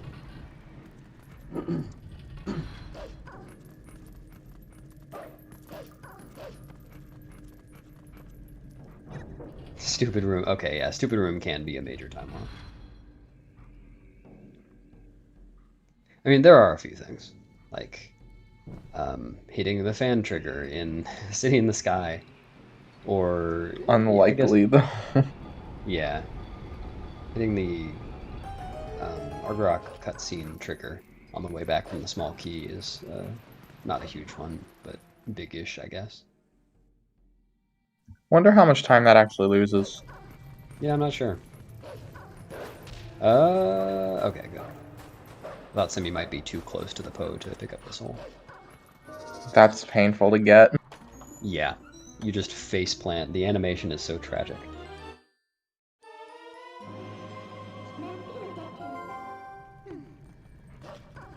Oh, Simi ran into a wall.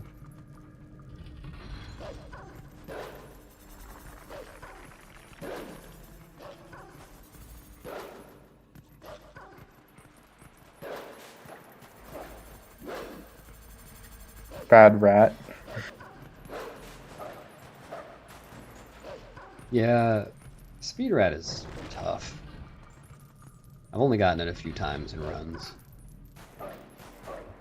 I'm not sure if I've even gotten it once. And then you can only go for it if you have enough health that you feel secure that you won't die in Poe 3 room.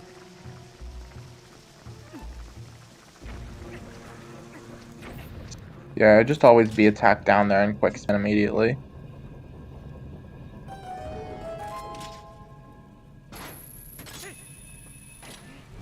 Oh yeah, that's faster than what I used to do. I used to grab the ledge, drop, and then target and kill the rat. Actually, I don't know if that's faster, because the ledge drop is fast. It's probably faster to be attack. Speed bubble, yeah. The pure RNG of speed bubble. Alright, it's time for Jacquaid's Death Sword fight. Hopefully this goes smoothly. Whether he's going for DSS or not. That was a nice Poe 3 room from Simi. Well, so far. Come on, Jacquaid, do DSS, please. I believe. Okay. Simi had a weird room. Not doing it. Nope, not even attempting. Not even going for ball and chain strats. Or 2/slash strats. Oh, also accidentally finished a combo. That's not a great Death Sword. I admit, I never learned the ball and chain method. When I was a beginner, I just did the slashes, and then from there I just learned DSS. So if I'm ever not doing DSS, I don't know how to do it with ball and chain. I learned DSS and ball and chain strat like right at the same time. Yeah, that's smart. And then I stopped actually going for DSS and runs because I was only ever consistent at it when I had practiced it for a bit. Yeah.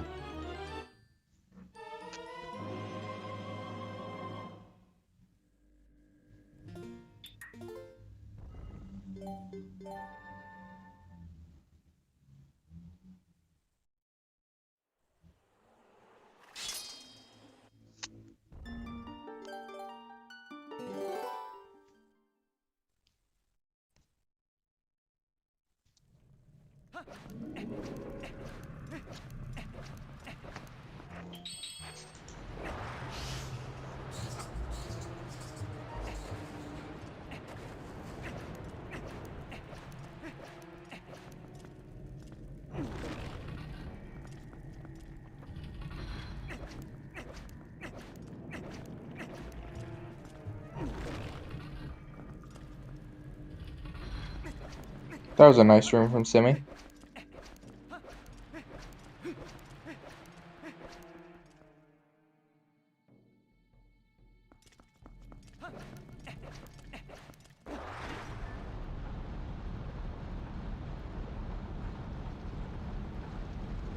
Ooh, ball and chain strats for the stall. That was good. Oh, except he missed the one Stalfos.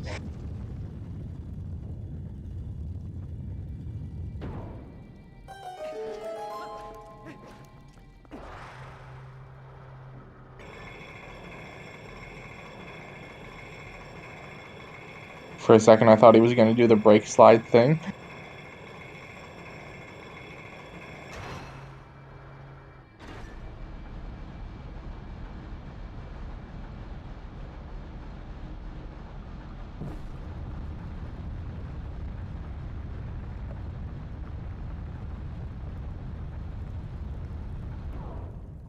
Let's see if Simi can get the SS.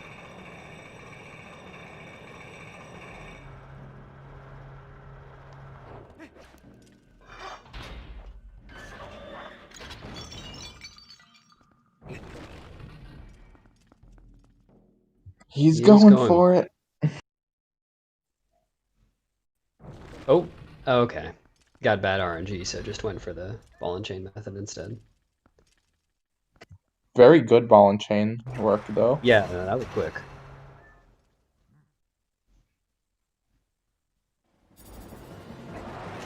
Yeah, Death Sword getting stuck is actually a really easy position to do the ball and chain strat from.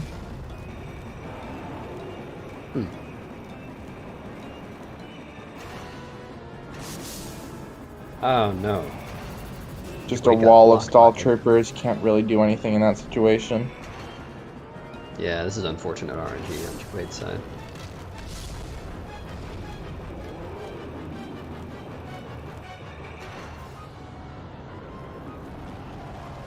Oh, decided not to risk it with the close stall trooper. Probably a smart one. It's always tempting to go for that one, and often I do, and often I fail.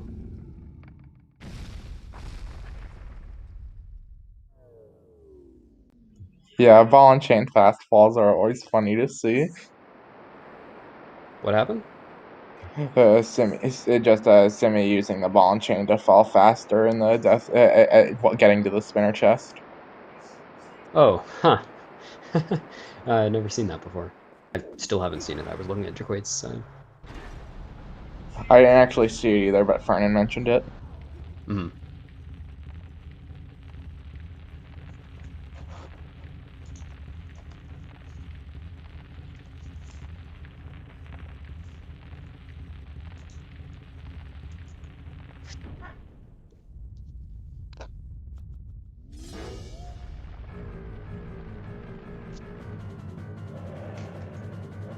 The differing routes have essentially merged, and Jacquaid is ahead. Yeah. Let's see if Jacquaid gets the quick hit. He does. Good job. Nice.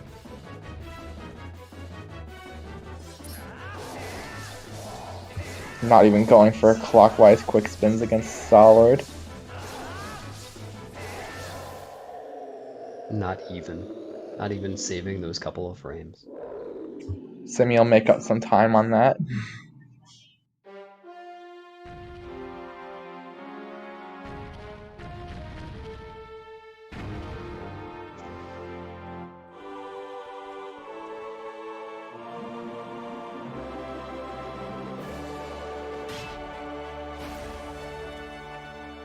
Nice. Simi always goes for that side hop. I didn't see what was the side hop. Side hop from the where you spin to get the spinner track up to the spinner track itself. It's a side hop onto a little ledge that I guess gets you onto the spinner track a little bit closer to where you're going.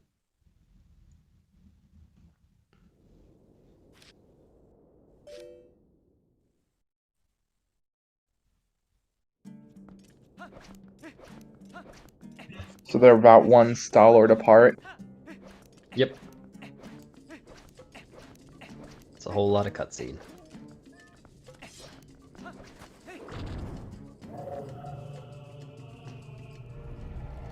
Ooh, Simi got much nicer RNG. Still gotta wait for the third cycle though. Simi also didn't go for the quick one. Another smart move. That was really good though. Yeah. Nice clean phase 1.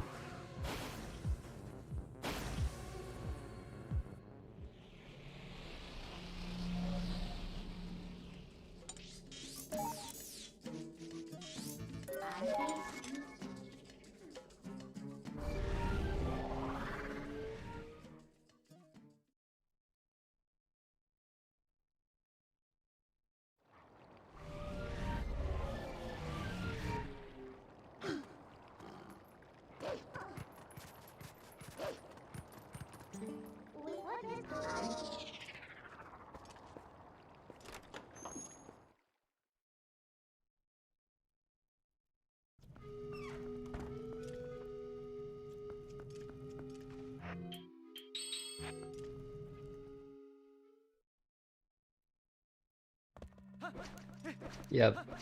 This time, Stallard is not going to wake up. Stallard will be a dead skeleton. Jacquaid might have... Oh, just got it. Nice. It worked. Looked a little sketchy to me. Good But quick hit by Simi. Yep. And he's going for the... Oh no, he missed a quick spin.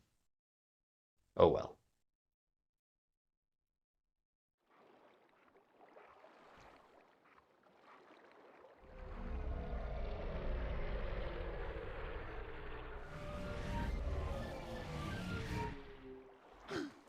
Fire attacks in the rest of the run. That's a good question. I don't... Well, yeah, Argarok.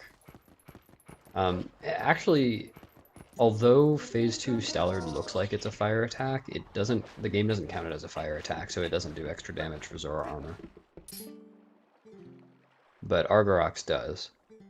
Argrok will end your life. Yes. I think that's all. Virus.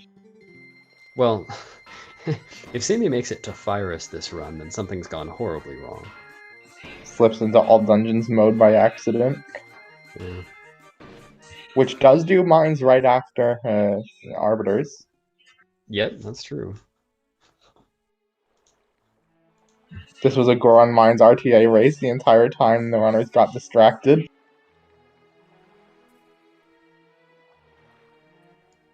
Oh no, no! Simi! Oh, Bonk I know into your pain. pause. That... Oh god. I've done exactly that. Exactly that.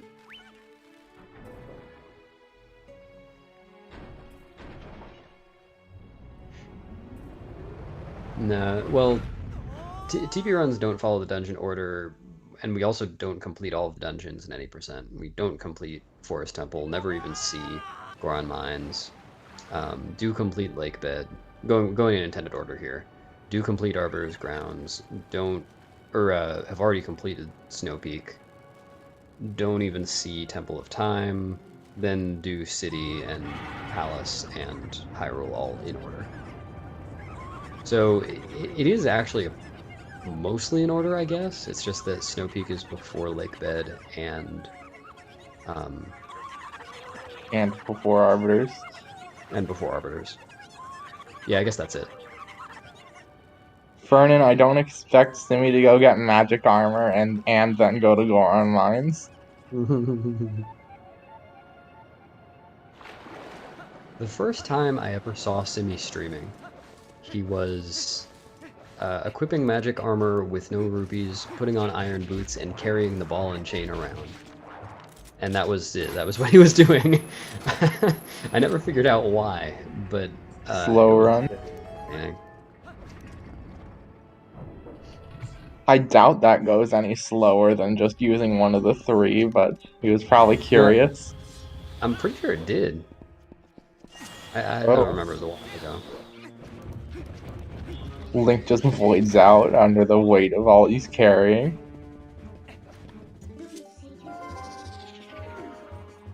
Skyward Sword does not have the most broken any percent run. Have you seen Ocarina of Time? Yeah, or Majora's Mask, either one. I guess Ocarina of Time is more broken than MM just because of the amount of cutscene you have to watch in MM.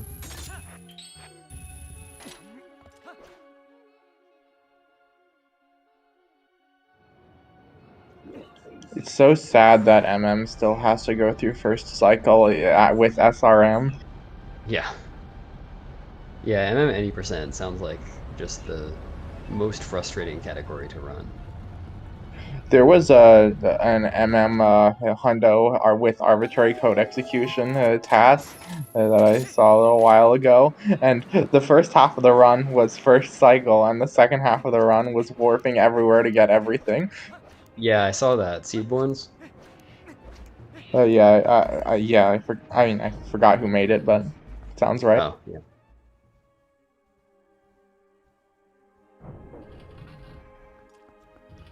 Well, that's just like real life. When you have something heavy in your pocket, it doesn't weigh you down, but when you have it in your hands, it makes you a lot slower.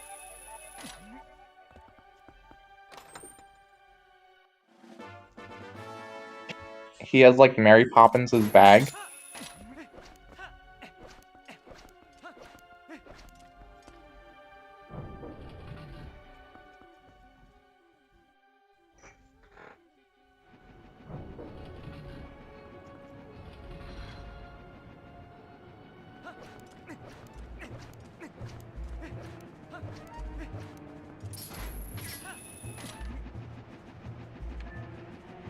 Interesting. Looks like Jacquaid didn't even go for the normal cutscene skip there, just went straight to the P-hat.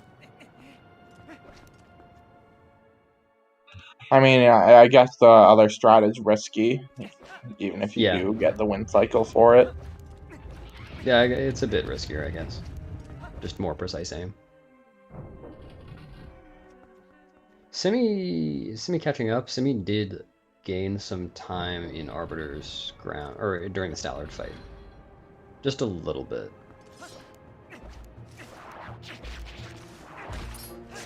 Still, Disaster could still strike Jacquaid in Palace. Yeah, they're not that far apart. They're still like 2 minutes apart or something. Although, even if I'm rooting for Simi, it would be very sad to see Jacquaid lose a PB pace run to that. Yeah, I'm definitely not rooting for anyone. I mean, I'm rooting for both of them. It would be awesome if Jacquaid PB'd in a race, and he is on PB pace. I'm rooting for the bite route more specifically. Ah, I see.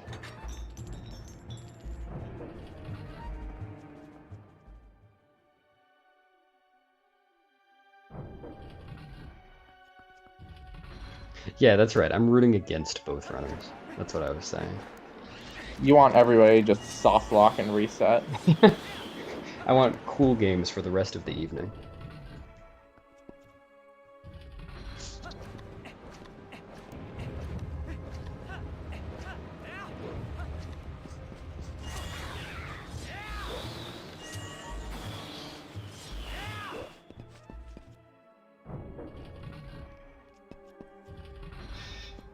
Simi actually doing that LJA instead of the claw shot.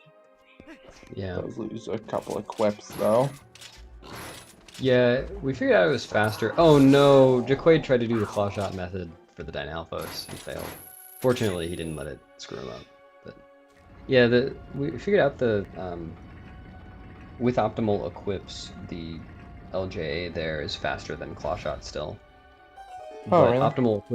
optimal equips unfortunately means that you start, or like before that you have claw on whatever and X on, or an rang on whatever button, and then they're flipped afterwards, after the equips are said and done. I can't handle boomerang on Y. Like, anything else I can deal with on whatever button, but specifically Gale I need on X. Yeah. Simi is not in the lead. Simi is behind by a couple of minutes. Okay. Nice. No, Simi is not in the lead. I just said that.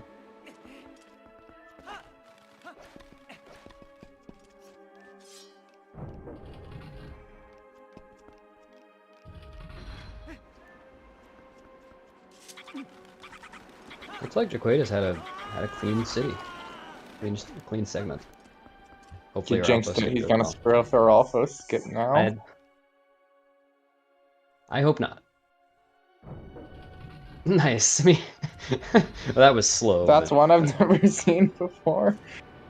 Well, that actually I think can be faster as long as you get into the spinner hole while killing the Baba. But he did not. I'm actually not really sure how that works because I've never gone for it before.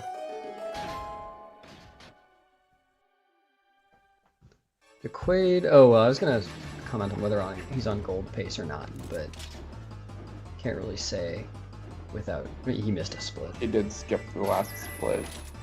Oh no! Oh, please get it. No, no. No. Dang. That's so sad. Yeah. Our alpha skip is a tight one.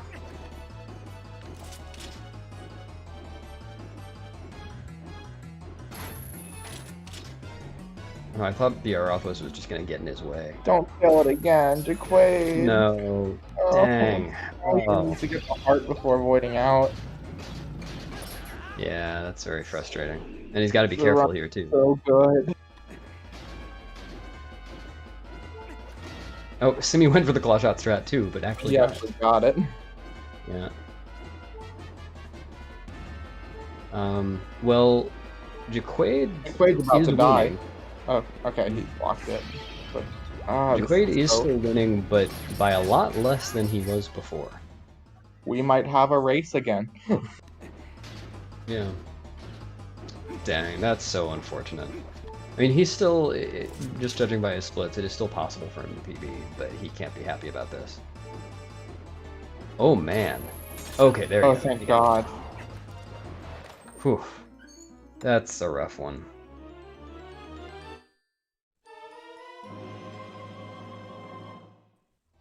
But yeah, Simi definitely not out of it, especially if he gets first try or alpha. Yeah. That was a fast he Dooku jump. Yeah. He's still decidedly behind, but first try alpha skip would be very good for him.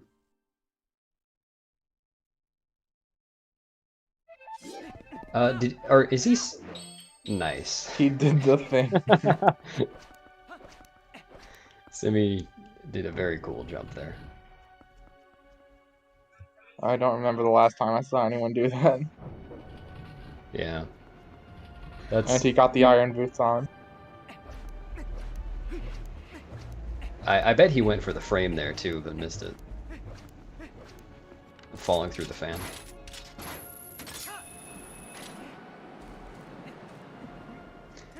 Looks like he's doing the sword thing for Erelphos. Yeah. If they got to Zelda right now, it would be very unlikely for Zelda to make the difference. Alright, first try. But yeah, first try, Simi's definitely catching up in City.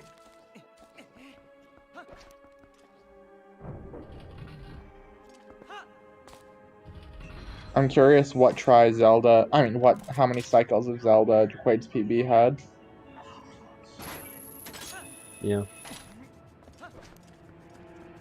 And yeah, they did slightly different setups. There are two main setups there that people use, which are Iron Boots roll and just sword slashes.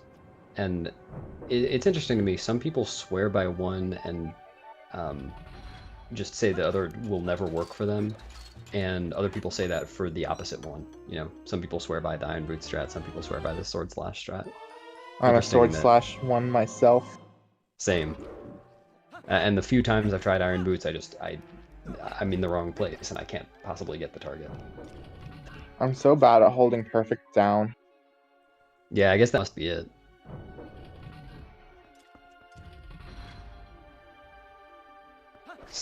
Simi DF walking everywhere. Gotta save the frame. Yep.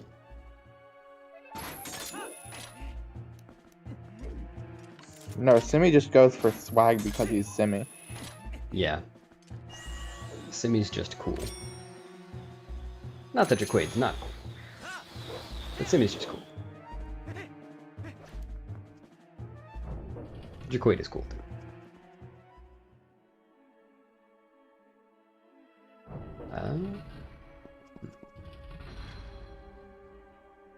See how Jacquaid's fan tower is. It's possible to do this room very cleanly and not miss any cycles on the fans, aside from a necessary half cycle on the fan. Finally got the hang of that recently, and I love it. Yeah, it feels very good to get it.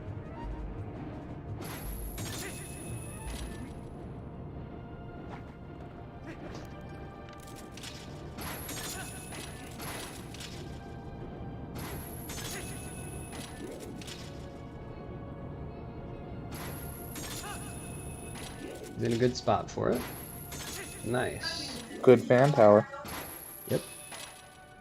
Let's see if Simi can match it.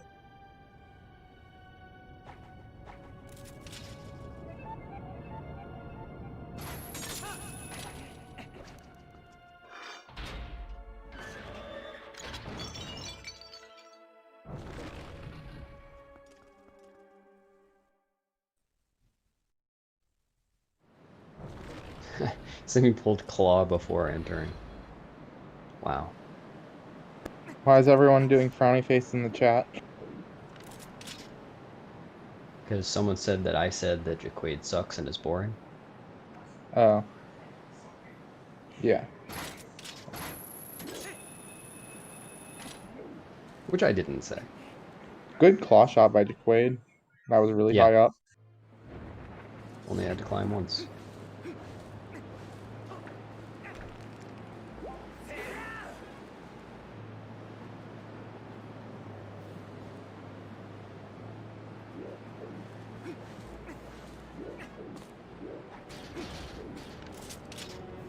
Simi's also in a very good position for this. Nice. It was a bit tight at the end, but he got it. Yeah. When you're in very close to the axle on the fan prior to the one he's on right now, you have so much leniency. You can shoot pretty far away on the fan, the last fan, and still make it in time.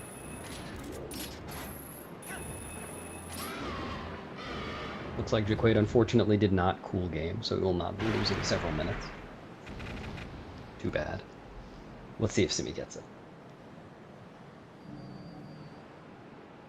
I think the rules should be changed that if you get a cool game, you can just stop the timer right there. And that's the end of the game. That's just a different ending. Yeah. Cool game percent.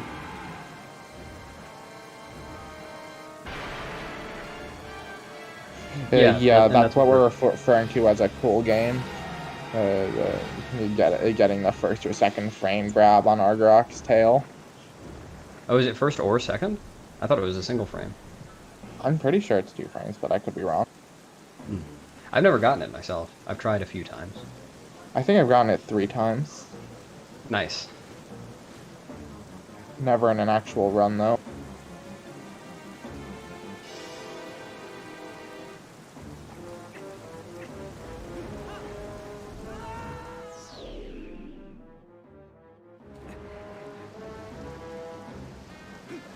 Oh, they're actually close enough now that I just got confused.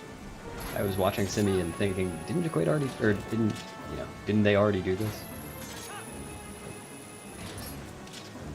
Didn't the speedrun already do this part? Oh wait, Yeah. There are 2 speedruns?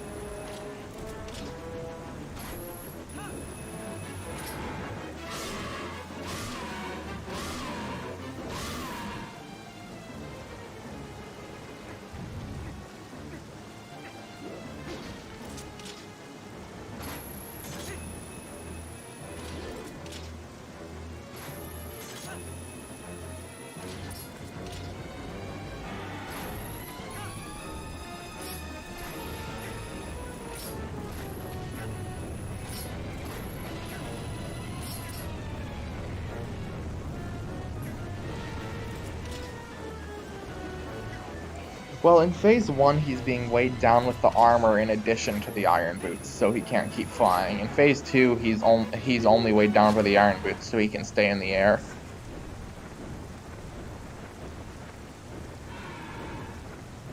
That also makes a bit of sense too. I mean, if I had, I don't know, a 40-pound weight on my back or something, it'd probably be fine. But if I had a 40-pound weight on my tail, I'd fall. My tail, my leg. I didn't think that sentence through, did I? Beast, do you have a tail? Um, no comment.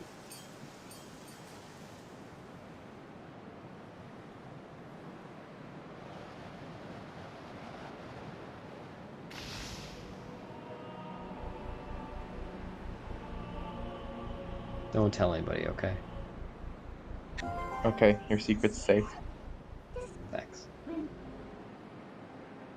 So although Simi and Jacquaid were both in the Argarok fight, Simi is still behind, solidly behind.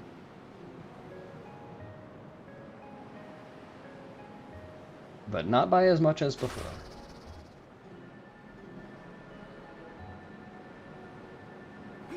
Nobody getting the ether glitch? I'd be amazed. That would prompt a whole investigation.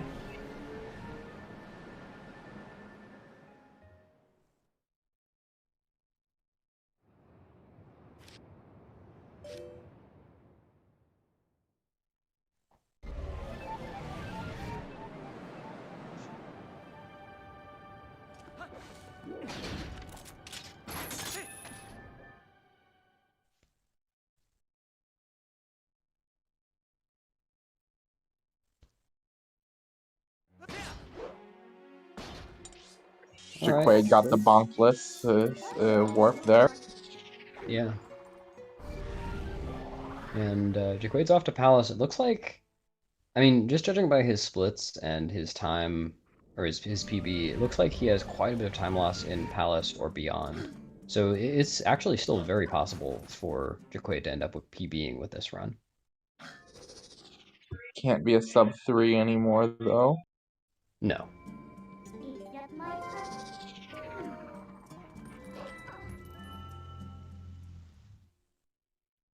Yes, Wolfdash is the name of the tournament. There are wolves dashing on screen. It seemed appropriate.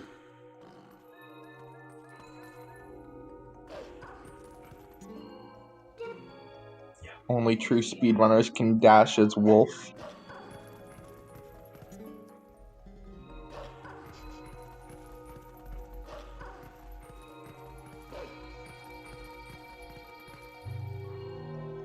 Race record.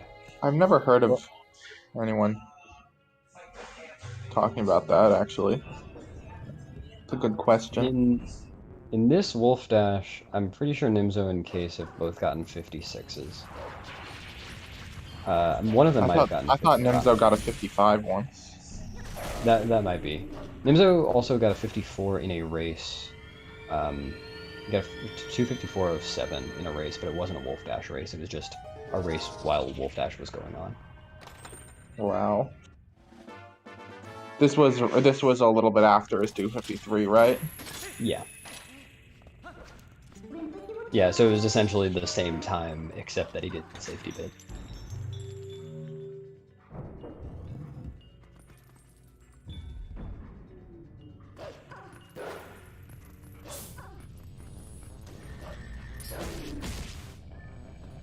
And if you really think about it, isn't every speedrun kind of a race? Yeah. We race ourselves. In which case, the race world record is 253.28. Oh, I see what you're saying.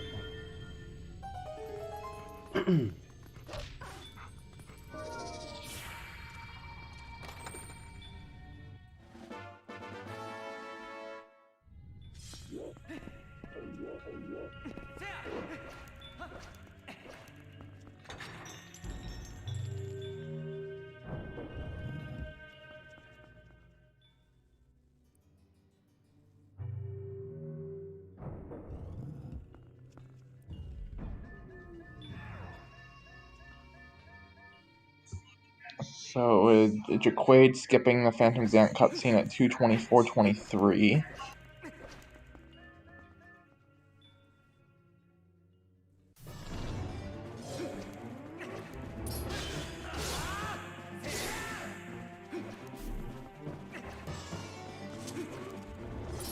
What? Jacquaid put his sword away by accident. Nice. Presumably it was an accident. And didn't fail any spins. Very good. Failing a quick spin in Phantom Zant is painful. You have to Yeah. do a whole extra cycle if you fail one.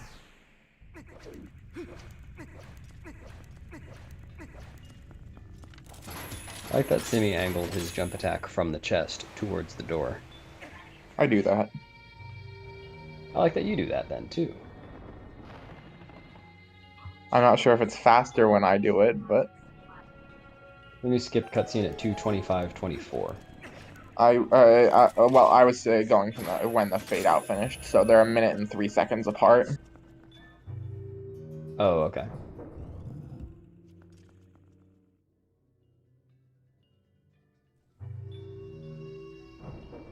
Ooh, good So yeah, that's then, technically within Zelda range if Jacquaid gets a really bad Zelda and Semi gets a really good Zelda. Yeah. But I mean, there's still a lot before Zelda. Such Also, as Time Jacquaid- Lost Room. Yeah. I was beginning to think that Jacquaid missed that soul throw, but it looks like he just got it.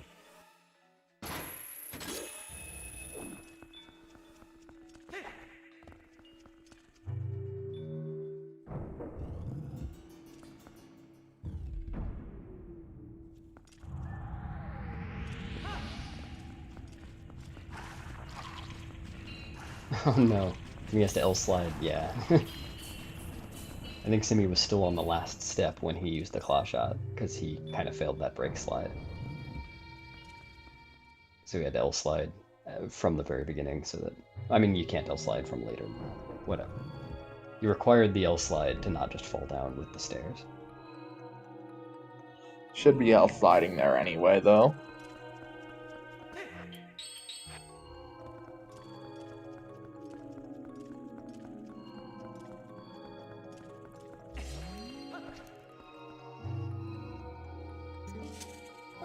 Let's see if Jacquaid goes for the quick LJA here.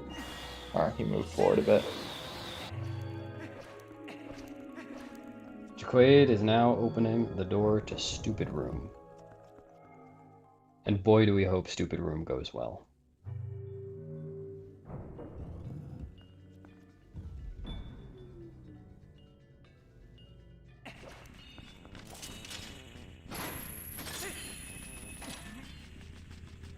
Good so far.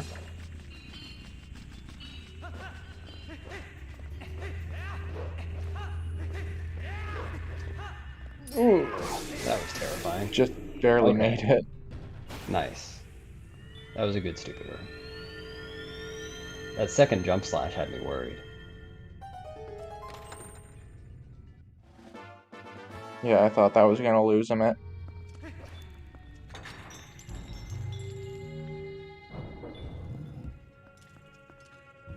Failing Stupid Room is a fate worse than death. Yep.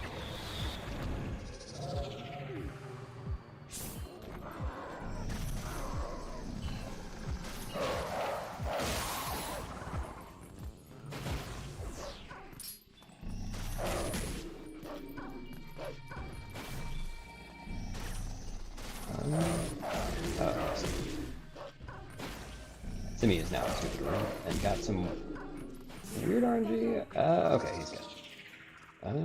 Oh, okay. Oh well- no, he missed the one quick spin but didn't realize. Well, no, he did realize. He failed the last quick spin. And so the head teleports away immediately if that happens. Yeah, if you hit it a third time and it's not a quick spin. That was okay though. The RNG favored him there because the Zen head could have spawned again far away from him indefinitely. Yeah, that would have been a big time loss if it had spawned in the farthest position.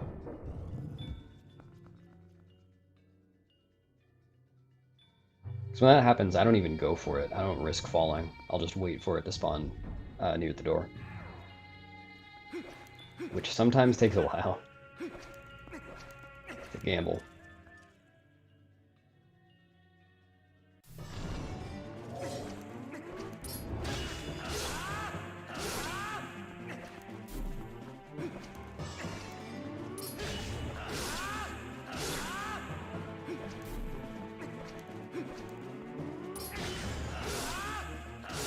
Something I hate about the claw shotting that Simi was just doing in that room is when you go too low on the first target, sometimes you'll get the reticle turning yellow on the second target, but you won't actually be in range. I am also not a fan of that.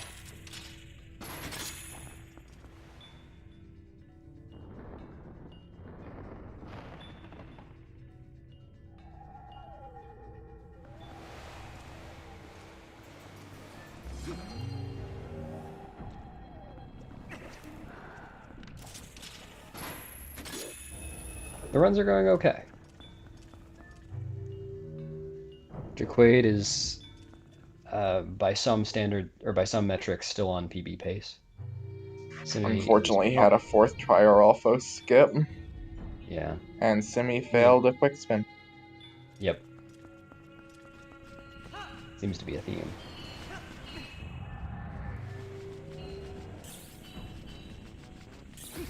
Luckily, he knows to back it up.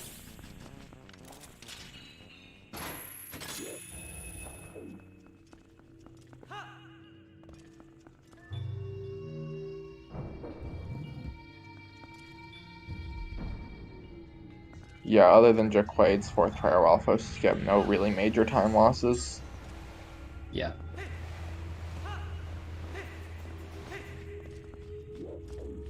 Yeah, I guess that one is pretty major. Putting all those together, that's like a minute and a half.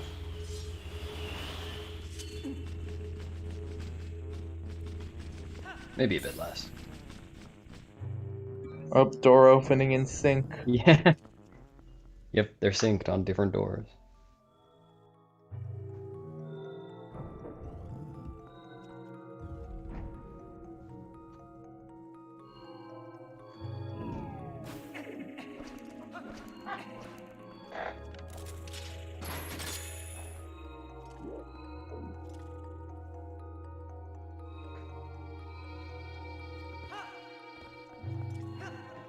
Am I reading this right? Looks like Jacquaid... Yeah, Jacquaid relative to PB will be saving a lot of time here, but not quite golding the segment. Oh yeah, this split was really bad in PB. Wow.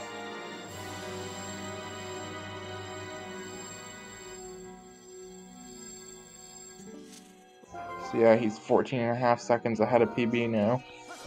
Good for him. Hopefully Zelda doesn't screw him over. Or anything else before that. Yeah. Hopefully nothing ever screws Jacquaid over ever again.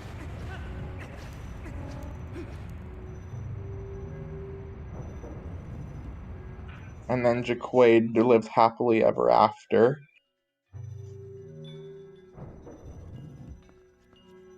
Did Simi just B-drop the stall there? Yeah. Huh. Never seen that. Oh.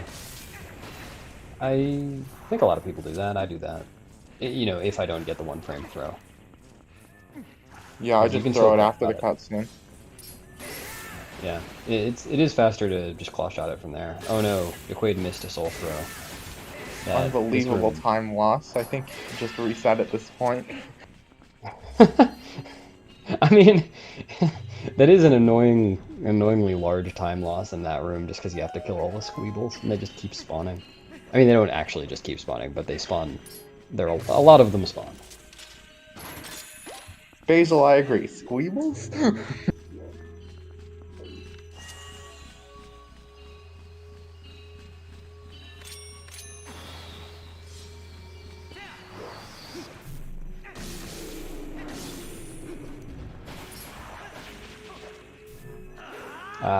Jacquaid missed a couple of quick spins. Not a well. Yeah, not a I think huge deal. that platform thing worked. Yeah, it looks like it did. I don't, it didn't save time at that point. But...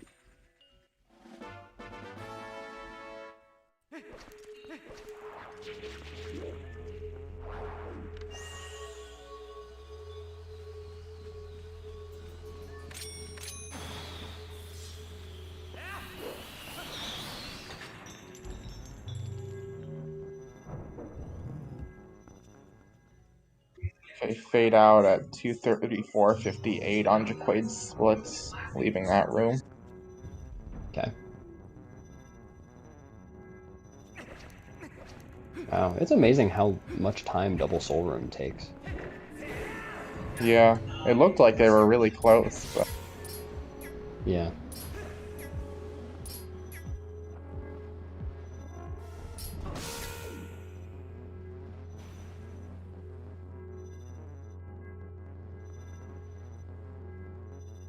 I don't believe you get any invincibility frames from rolls in this game. Not as far as I know. That's a different strategy for the LJA. Yeah, I usually target the other way. So Simi's almost exactly a minute behind. 51 or 52 seconds. Oh, interesting. Jacquaid is killing... Huh. I wonder what he expected them to do. I don't know. Maybe they've messed him up before.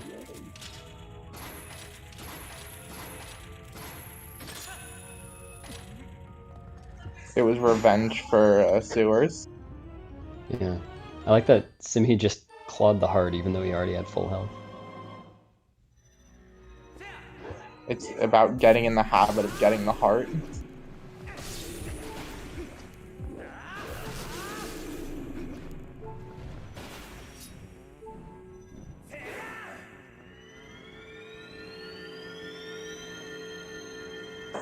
If Jacquaid were to fall down in the early platform room, he would die. So maybe he should get a heart. He got a heart. Good for him. Nice. What I'm more worried about in early platform room is entering on half a heart and getting hit by the Deku Baba. Like, I did some testing, I could not find a consistent way to avoid getting hit by it. Soft resetting is one way.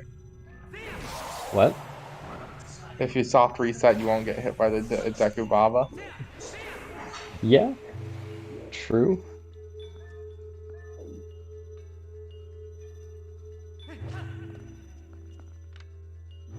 So I guess Jacquaid doesn't do that LJA there. Yeah. Not necessary.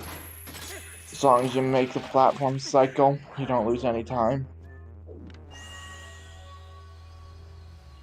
Oh, going for this LJ. Well, that one's pretty lenient. Is it? I've never done this one. I only saw it for the first time somewhat recently. I don't think I've ever failed it, and I've been going for it since like the very beginning. Nice.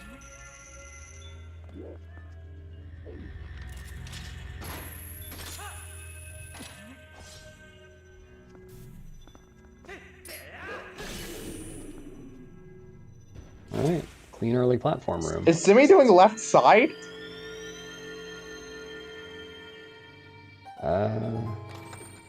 Good for him. I want to say someone told me that left side is faster if you don't do the LJA there. I'm not sure though, I've never done it.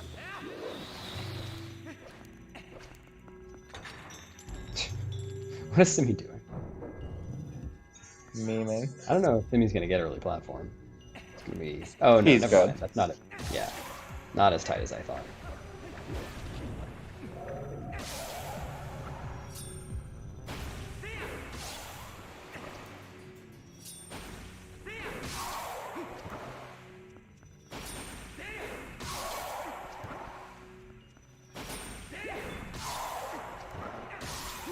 Jacquaid missing one of the shadow beats.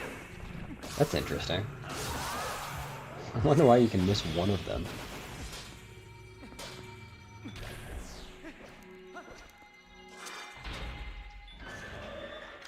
These one targets by Simi are just giving me a heart attack. I think everybody hits one target there. I only started doing it like really recently, and even sometimes I still do. I still do too if I'm not feeling safe. Hmm. Hello, ZSR3. Welcome.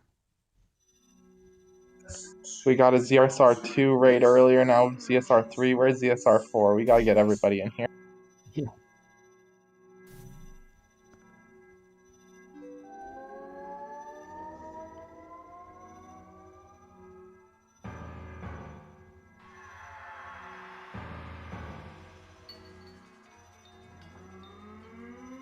I think Simi has gained some time on Jacquaid. Because I remember that Xanth intro cutscene being 44 seconds long. Excuse me. I timed it once. And he was a minute behind before. I don't know where 16 seconds would have come from, though. No, Well, he was only 52 seconds behind last time we checked. Oh, I thought it was a minute. Nah, you're rounded. Oh. Okay, I must have misremembered the time that you said. I didn't mean to round. Anyway. I think he still saved a little time, I guess, because Jacquaid killed the Cargarox. That's true, Simi is going to save time on Lakebed phase, but then lose time again in Hyrule.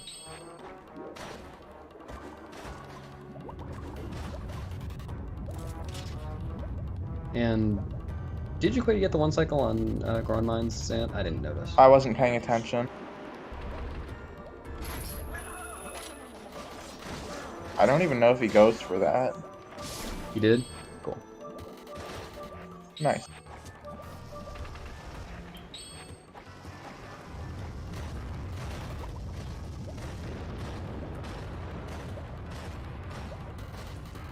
Simi Unfortunately, Simi did not. At this point in the run, with them being that close, that is a pretty major time loss. Just one jump slash away.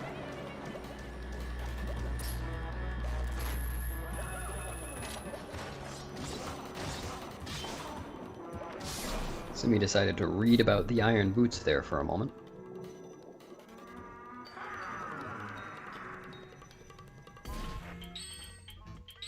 Jacquaid still failed. Was that a phase?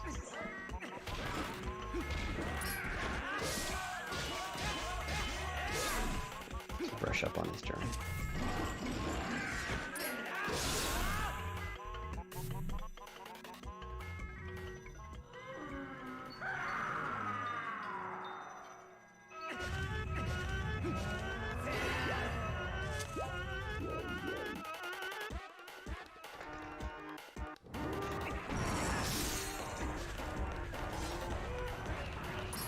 Yeah, they're about like 45 seconds apart after a Lakebed phase.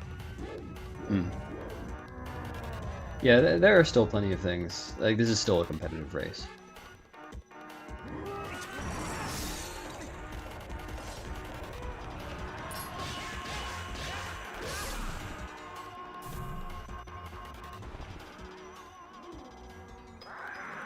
So like I said at the beginning, I was anticipating this race being a good one just because they're well-matched players, and I think that has been the case. Simi intends to throw a pot at Xanth's foot. Oh, okay. Imagine if that worked, though. It would save so much time. Yeah, Simi discovers during this race that you don't need the ball and chain after all. But then we're like, seriously, no one tried that?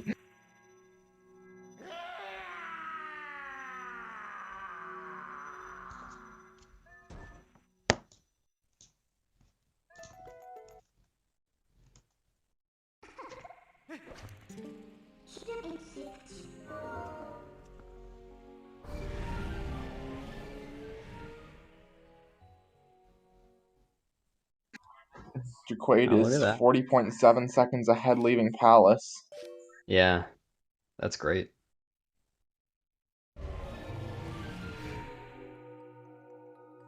Oh, that's cool.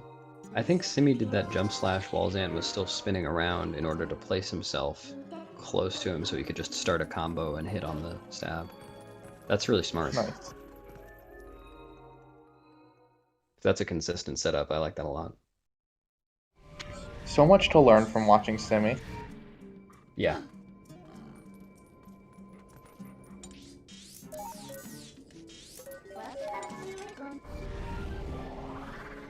Simi Simi's saved still- like a second on that Zant, 44 seconds behind. Yeah. You and I are looking at the same stuff.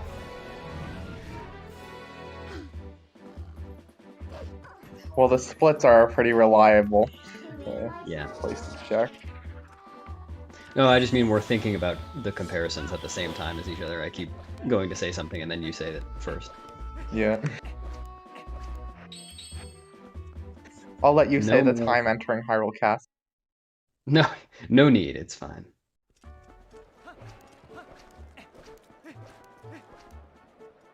I don't think I was going to look at that one anyway.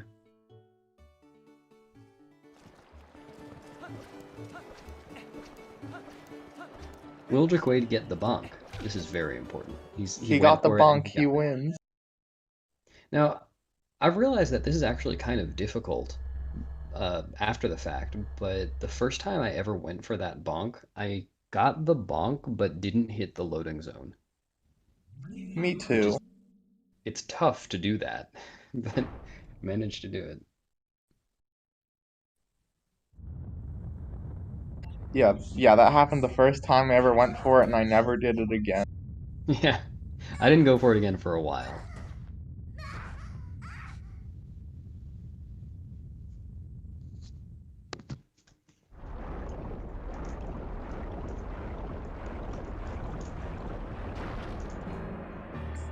Time for Squid now.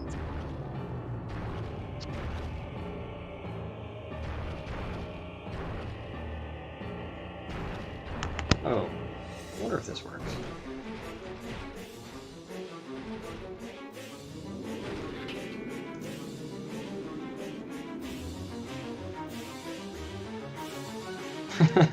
It kind of works. Yes, this cutscene is to show off Midna's really cool hat. Got fantastic taste in headwear.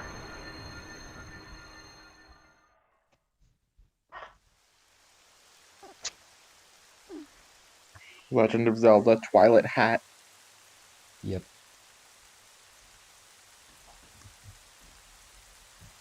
I wonder if they were ever planning for this to be a boss fight.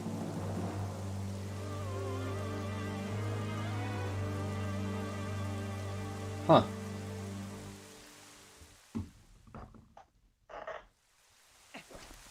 That'd be interesting. Like, Midna puts on the fused shadows, goes crazy, you have to fight her, then she regains her senses and destroys the barrier. That'd be pretty cool. I'm into it.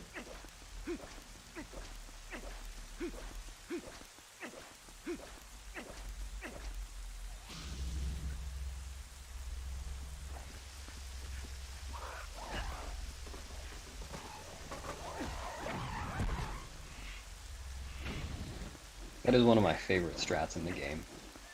Pull out bomb, stand there, they all die. Yep.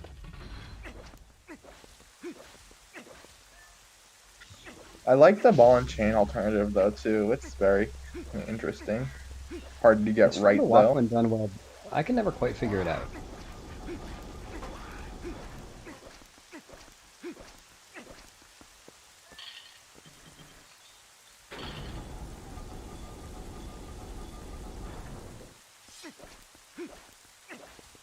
That's what TP actually should have, is a new game plus kind of thing, where, or like a hero mode or whatever, where instead of, or when you get to the boss battles, instead of being Link, oh, there's Simi doing ball and chain strat. Instead of being Link, you fight the bosses again as Squidna. It's kind of like Fierce Deity. That would have been a lot of work to implement though. Would have been cool. It definitely would have been cool. I wish they'd explored the Midna on Wolf mechanics more though. How do you mean?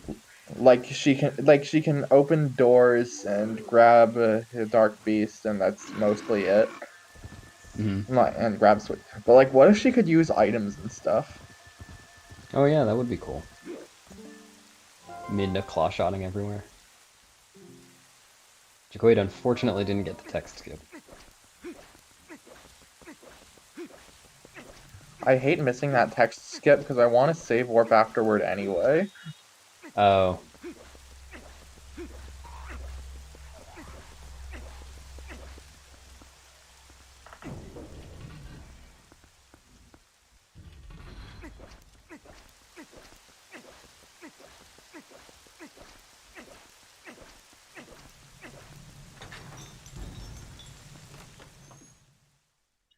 $250.12 entering Hyrule Castle.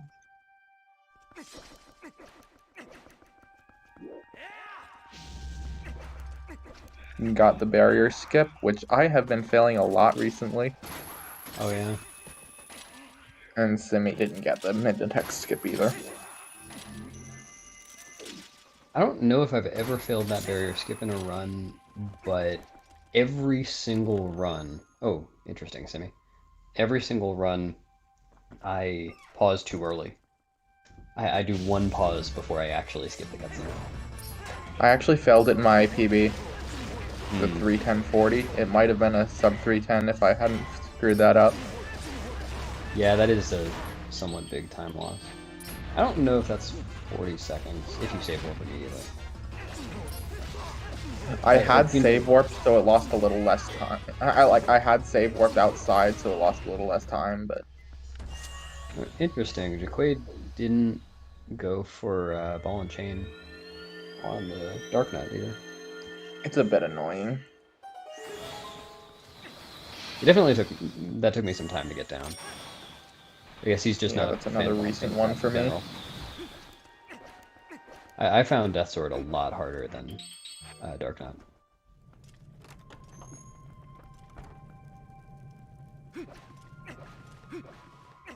Almost synced opening doors in Hyrule.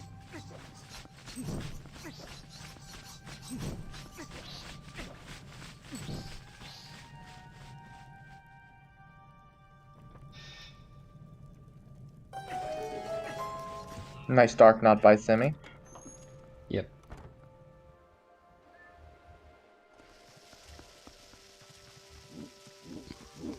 The room Jacquaid's in is a time save for him over Simi. I have love- never seen that. Oh, I do that one. It's That really is so fun. funny. Yeah, because the Dynalphos just stand there, and then when you throw the bomb, they watch it and go, huh, and then they explode. It's great. I don't actually know how it compares time-wise to luring them over to the door and then ranging the bomb.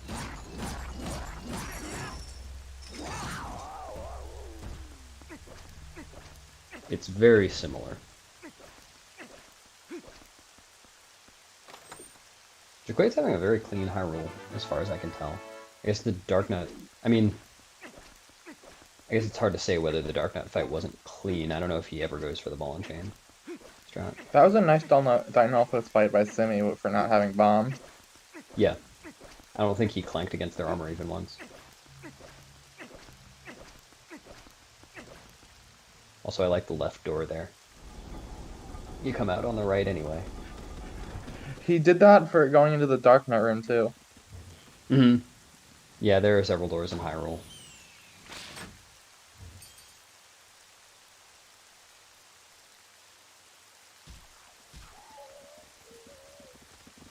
On Jacquaid's screen, we're about to see an eagle explode. Yep, there it goes.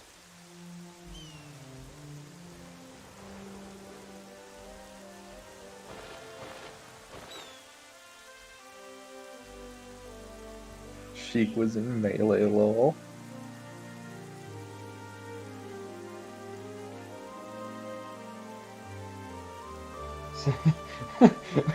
Why did you do that, Simi? Is that faster or something? I mean, obviously the bunk wasn't. Do you know if the last ball and chain hit on the Aralphos is RNG? Because I know the other ones are consistent. It You can be consistent with it. Um, Bad RNG doesn't consistently mean you fail it, though. The way that you can fail it is if the Aralphos hops away from you during, between the time when you throw the ball in chain and it retracts. But you still can hit it if that happens, but you can avoid that happening if, while you're hitting the Aralphos in the first place, you move it over towards the wall, because then it won't back hop away from you. Alright. I just put away the ball and chain after the 4 hits, and then I pull out sword and stab it. Mm-hmm.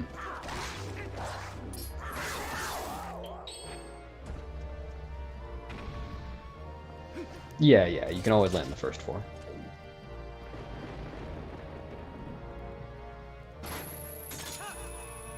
She would smash, presumably. Oh no, Simi bonked on the same thing again.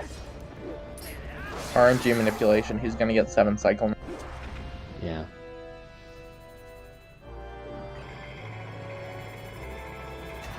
Oh, Jacquaid's not going for the world record strat of falling in the spinner track here. I haven't actually watched Demon's Record. Did he do that? Yeah, no, I haven't seen it yet either, but I know he did that. It was so sad that it just happened at like midnight or something. At midnight? Well, like sometime when I wasn't, I think I was asleep while it happened. Oh, it was... No, he got the record at like mid-afternoon Eastern time. Maybe I was at school then, I don't know. Yeah, it was maybe 3 o'clock in the afternoon. Let's see how Jacquaid Zelda treats him. If it's good, then this race is over, pretty much. Yeah. Looks like he didn't have a great Zelda in his PB, but he's already, exiting Hyrule, he's 46 seconds ahead of his PB, which is looking very good for him.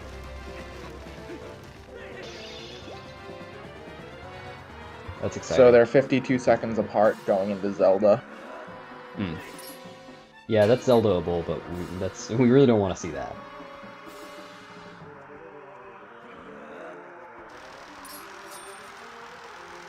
Yeah, this is looking like good Zelda RNG from Jacquaid, unless the last hit goes really wrong. Yeah, he's on track for a 7 cycle so far. Which is good for him.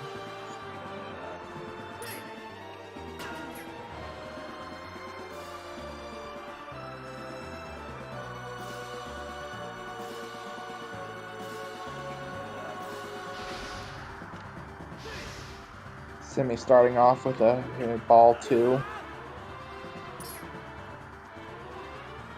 I never know what to call the optimal attack.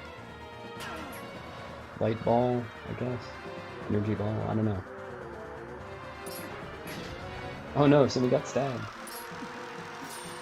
Alright, nice Zelda fight for Jacquaid. Is that a... Good for him. Oh no, he's picked at a different time. Yeah, that's awfully close to his gold. Did he just... That is a gold. He golded his Zelda split. Oh, that's great. Yeah, He's gonna have a looking hell like of a a low time winning it into 301. PB. As long as he doesn't screw up the rest of the Ganon fight. Yeah. And for anyone watching, while there is some RNG in the Ganon fights, the 3 phases, none of it necessarily means a time loss.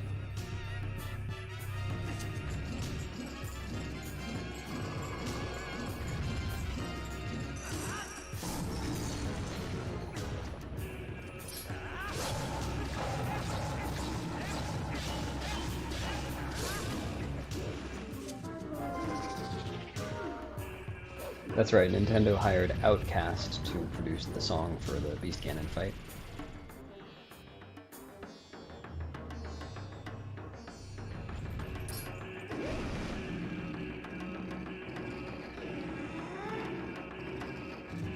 Yeah, it would take a very big mistake for Jacquaid to lose the race at this point. A minute and 4 seconds between them. So yeah, that's a lot of getting knocked off of Kona. Yeah. I mean, I've lost over 30 seconds to failing auto spins on Ganondorf at the very end. So it can happen, but I don't think Jacquaid or Simi would have that problem. Though Simi has been failing some quick spins this run. Nice lag reduction, Simi. You don't need to see the boss, do you?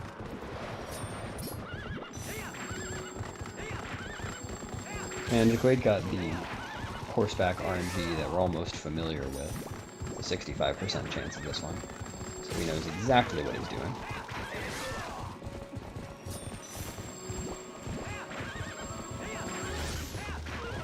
And that is a very clean horseback. Yep, looking like that low 301.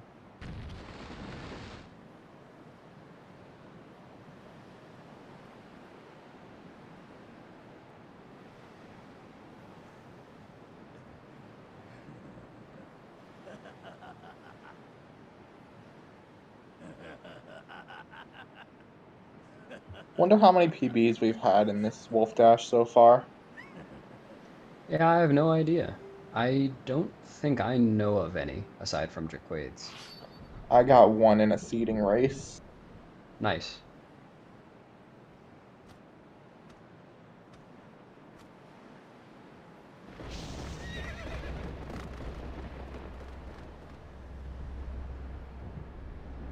What does Ganon desire? Yeah. The same thing every time.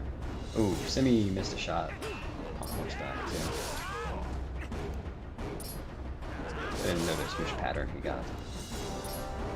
Jacquaid finishing very clean. 301. 301.13. Good job. Nice, Jacquaid. Yeah, that's awesome. Jacquaid PB'd by over a minute in a race. Hopefully will be joining us soon for interview. Yep. He usually joins in pretty quickly.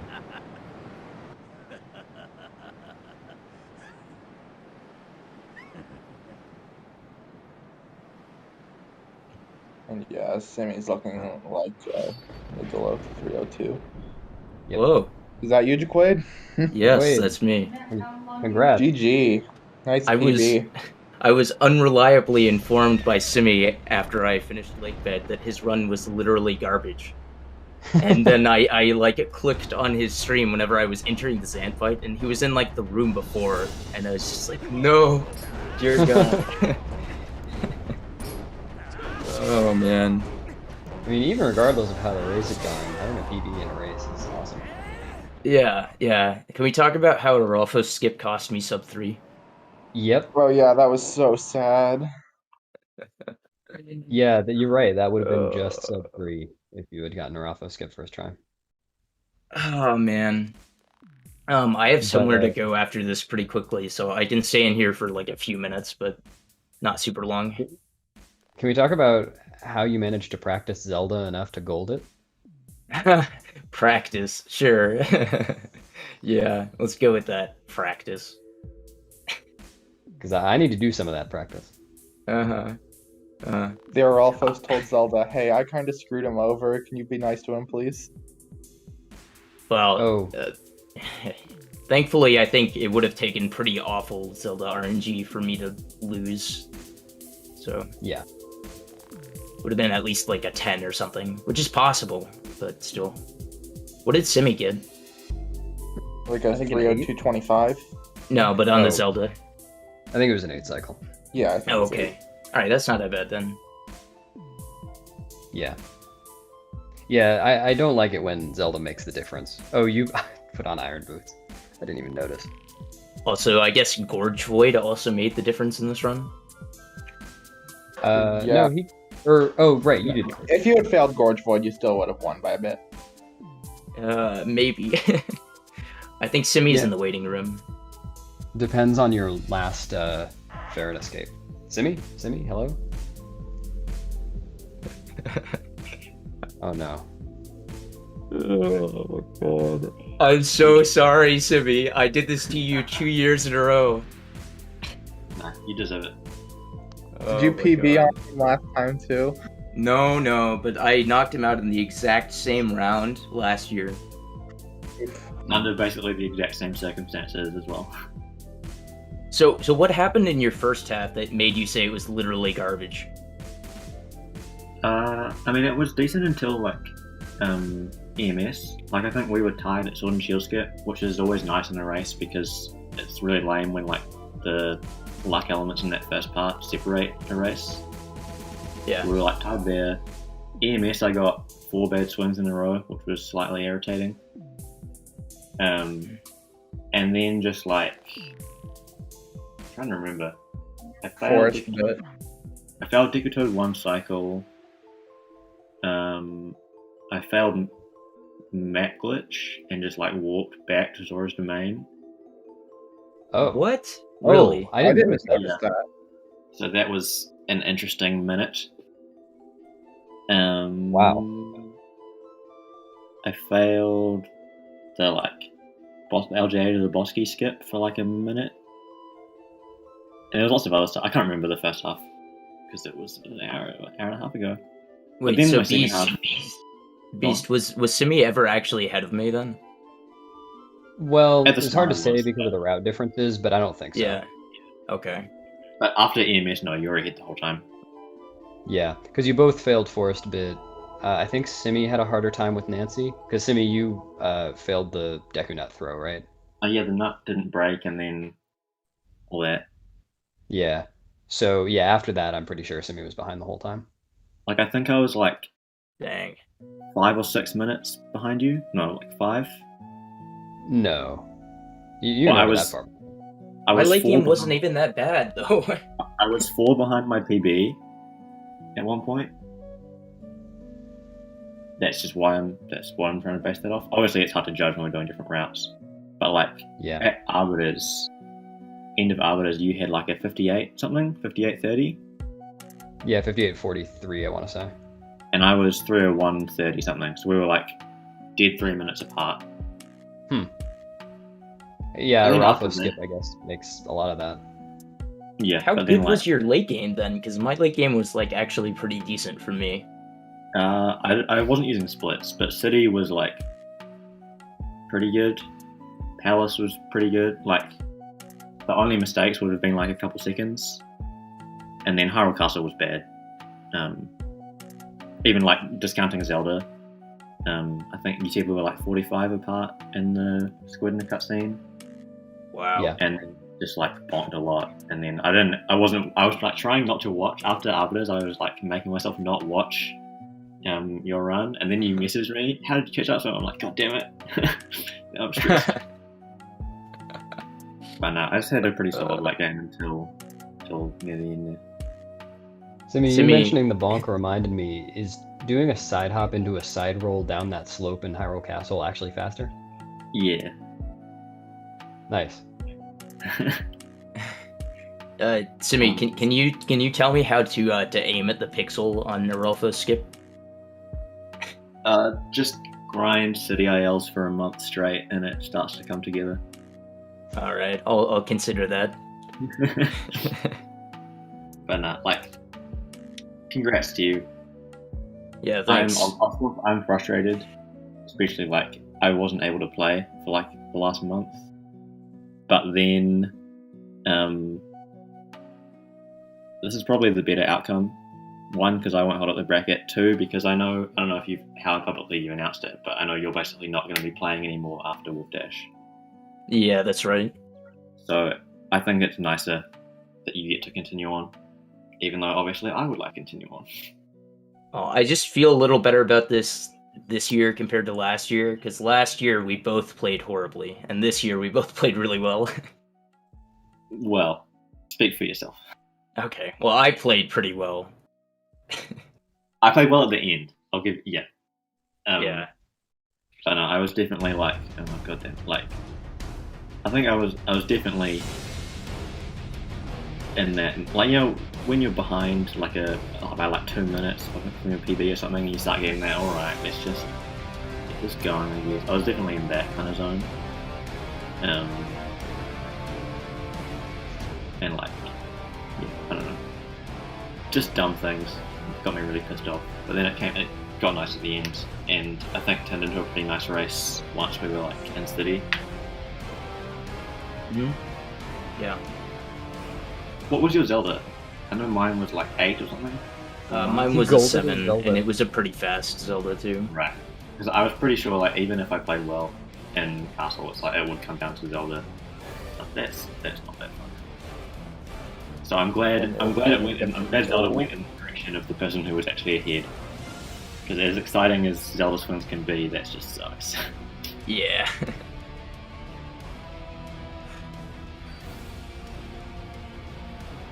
But yeah, so I mean, congrats on the PB. It's like you need to race me more so that you can get more good runs. maybe that's how this works. Yeah. But like, no matter what, it's always impressive to PB in a race. Yeah. Well, the funny thing is we're both like really rusty, and we both got like low 3 somethings. Yeah, oh god. Crazy. This is insane. I mean, I'm glad that I was at least able to have yesterday of playing before today. Yeah. Against Cade. I mean, probably reflected in the time that a lot of that was just like pissing around at the end. But I don't know. I mean, it's better this way. Otherwise, I'll be holding up the bracket even longer. Can you tell I'm really upset? Anyway, yes. And thanks, Beast and Gligar, for the commentary, and especially the ZSR and iBot, I called you Lbot yesterday, sorry about that, for coming through with the restream and commentary again with like 12 hours notice or something. Spazzle, Yeah, I'm thank right you. with that. Congratulations, Jacquaid. Nice. I'm Thanks. gonna go have dinner, so Yeah. bye guys. So am I. Yeah, GG's, and as Simi already said, thanks to Wildebeest and Big Geiger for providing commentary for this. Coming up on ZSR next, we're gonna send you over to the OT randomizer NA weekly that's going on ZSR2 right now in a moment. Later tonight we have a Link to the Past No Magic Resistance tournament match as at 9 PM Eastern, as well as the 2 randomizer weekly race at 10 PM Eastern. Tomorrow at 9 AM Eastern we have the EU OT and item randomizer weekly, followed by the Grand Finals Game 2 of the best of 3 of the Skyward Sword randomizer tournament at 2 PM Eastern. The Wind Waker randomizer weekly race, which is tournament settings this week at 3 PM Eastern.